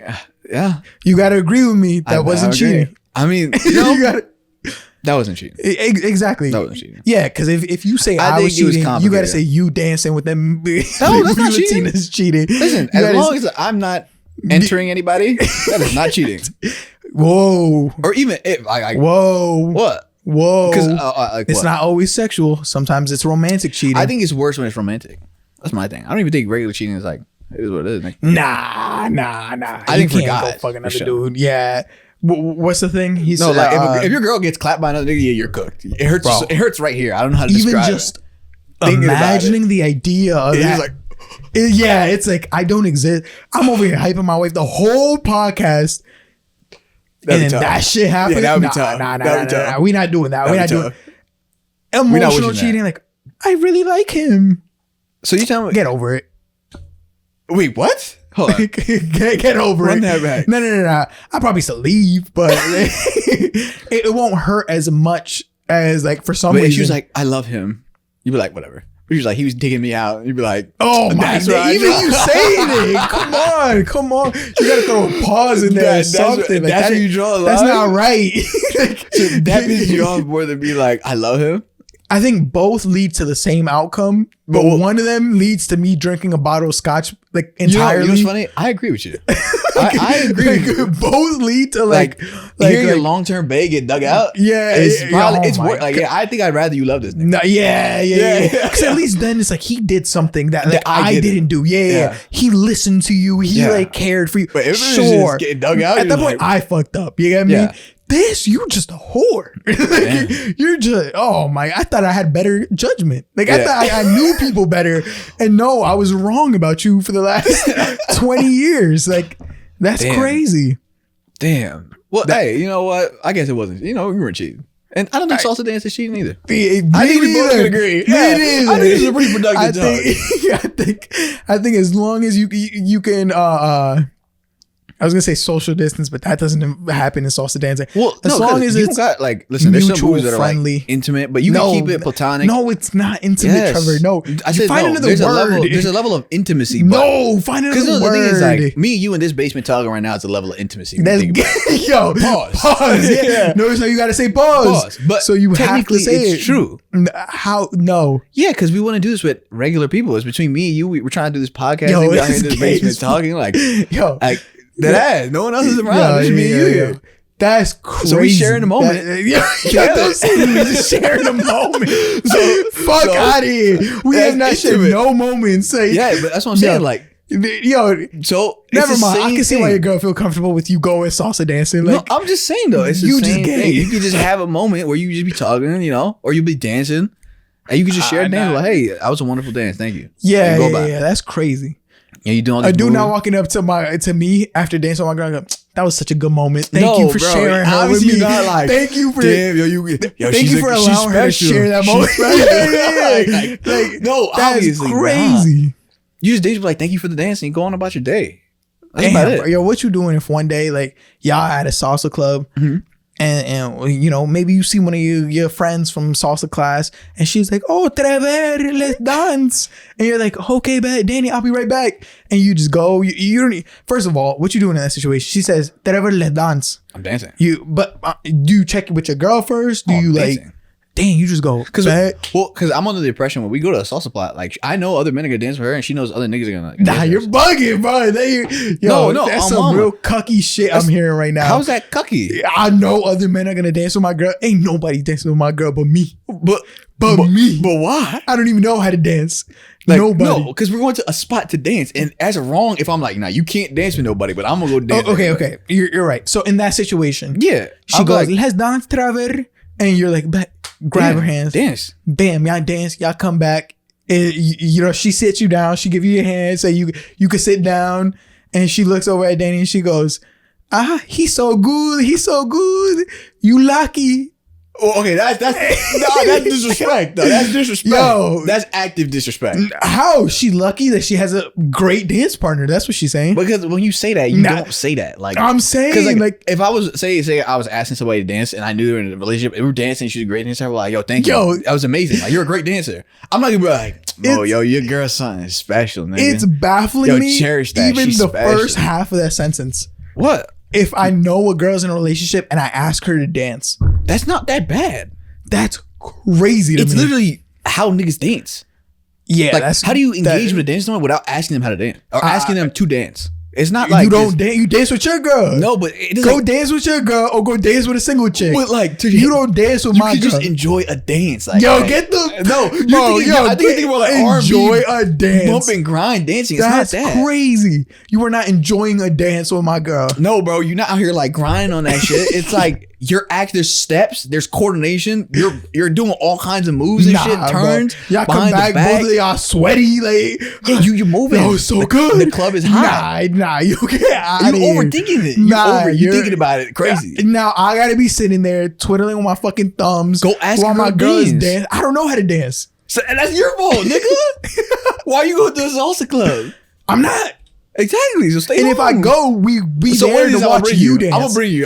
No. You're not bringing me nowhere. You're not bringing me nowhere. Why not? I'm snitching. I'm telling Danny everything. No, me, you, Danny, and Isabel. Nah. I got a couple other friends and too. then the second you go, oh, Isabel, you want to dance?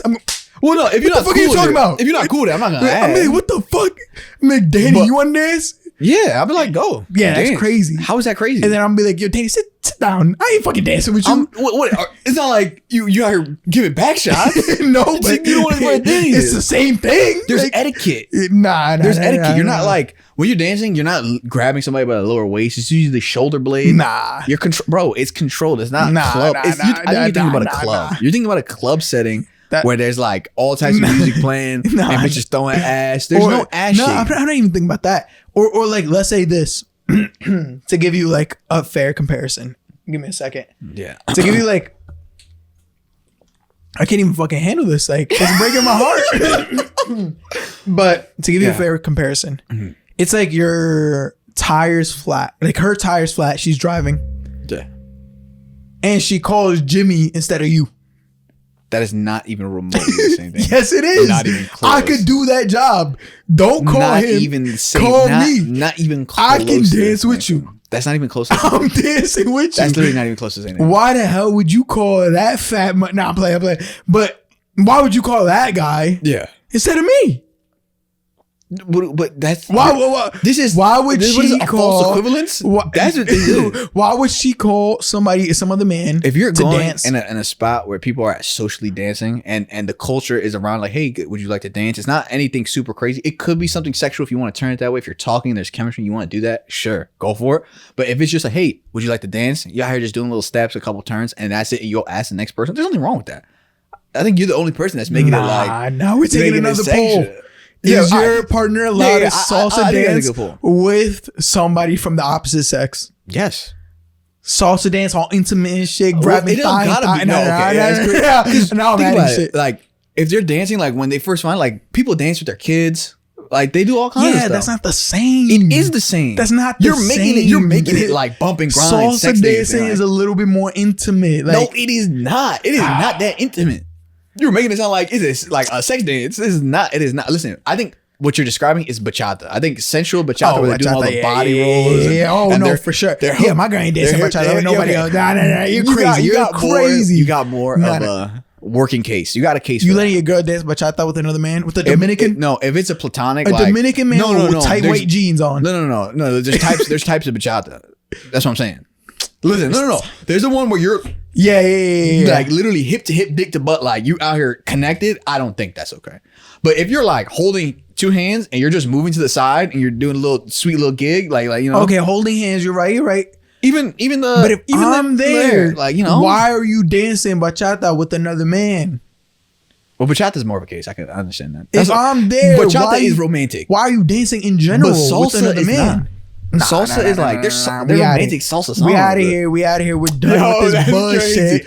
Dude, salsa is not what we learned here is Trevor just wants to find excuses to keep going to salsa class. No, this nigga. Like, no, salsa is fun. I love salsa. You better hope we never go out with with Danny to any of these clubs. Listen. We gonna be sitting there and be like, you let him do that with her? And I'm like, yeah. You let him. Yeah, you gonna be like that. And she's gonna be like, yeah, why not? She's gonna be like, yeah, why not? I'm like, you see the way he holding her? You see the way their eyes are looking at each other and the way that they're intimate. You know what's funny? You can't even look at each other in the eyes. You see the way you have to be. Imagine dating somebody and looking at them like this. You look at her chest. No. Well, you know what it is? Sometimes. Oh my God. No. Just say no. I don't look at the chest. No, but there you go. As a man, if there's one thing you're going to do, when you think, you got to think up. Because like when I be thinking, I'll be thinking down here. So you'll dance and you'll just be like, nah. So you got to make sure that you're like at the shoulder I'm line. a pro. I look down at my feet. No. We're not supposed to. While I'm dancing, I'm looking down at my feet. Nah, man, there's mad counts. I'm making sure I don't. Yeah, see, even the way you just did that's too smooth to be dancing with a chick. Bro, like, nah. Dude, those chicks are really good. There's some chicks that are so good at dancing. It's horrifying. And I believe that they're whores and they steal men. Oh my God! And that they steal boyfriends. No, they don't steal boyfriends. That's what I believe in. I don't think. No, you're right. They don't. I think you would be stolen. I think you would be stolen. No, I wouldn't be stolen. I wouldn't be dancing with another chick. That's what I'm saying. But I could dance with a chick and not be stolen. It's just dancing. Yeah. You better pray it stays like that. It's always gonna stay like that. And we never come back to this episode. Listen, and we never have to pull this up on a big screen. Like 20 episodes from now. Is she gonna be in court? Look at what he said here. Look at what he did. Listen, as long as this podcast is alive, the salsa thing, you're never gonna find me getting stolen. There you go. I'm a faithful man. Yep. You know? But the Louis Duval say black men don't cheat. Black men don't cheat. That's gonna be the white half and the salsa Indian half is not him. bad. It is not that sexual. That's gonna be the Indian half and him cheating. No. That's gonna be like, they like family. They value family. Yeah. Oh, true. Listen, salsa dancing is not sexual in nature. I think you can make it sexual, sure, but that's with any dance in the whole entire fucking world. Certain dances are more romantic and intimate, sure, but it's still a dance. That's the same shit I be saying when I'm like, I know I'm on a diet, but this donut technically doesn't have that many sugars. I'm not saying I'm a sugar when it go. It's not cheating, even though I was like inside her giving her strokes, like you know what I mean. But it's just like, no, you're sharing a dance. It's like, bro, dancing is hard. Like there's steps, you're sweating, like you're trying to stay on time and give a right lead. Like it is not like, damn man, look how bad this bitch is right now. I never once said that I'm being reasonable. Yeah, okay. End of the sentence. Okay, you know what? I never once said I'm not being I'm unreasonable. I respect that. But unreasonably, for your wife, like if you're uncomfortable with that, you know, unreasonably, you not dancing with my girl. That's crazy. I'm breaking your kneecaps if I see that. Okay, that's wild. I'm letting you go dance, and you can be, and I don't know. I'm gonna fucking stomp at your shit from the side. Nick, try that shit again. Ask her for a dance again. Damn. If you ever want to walk again. But why? Why is it so like?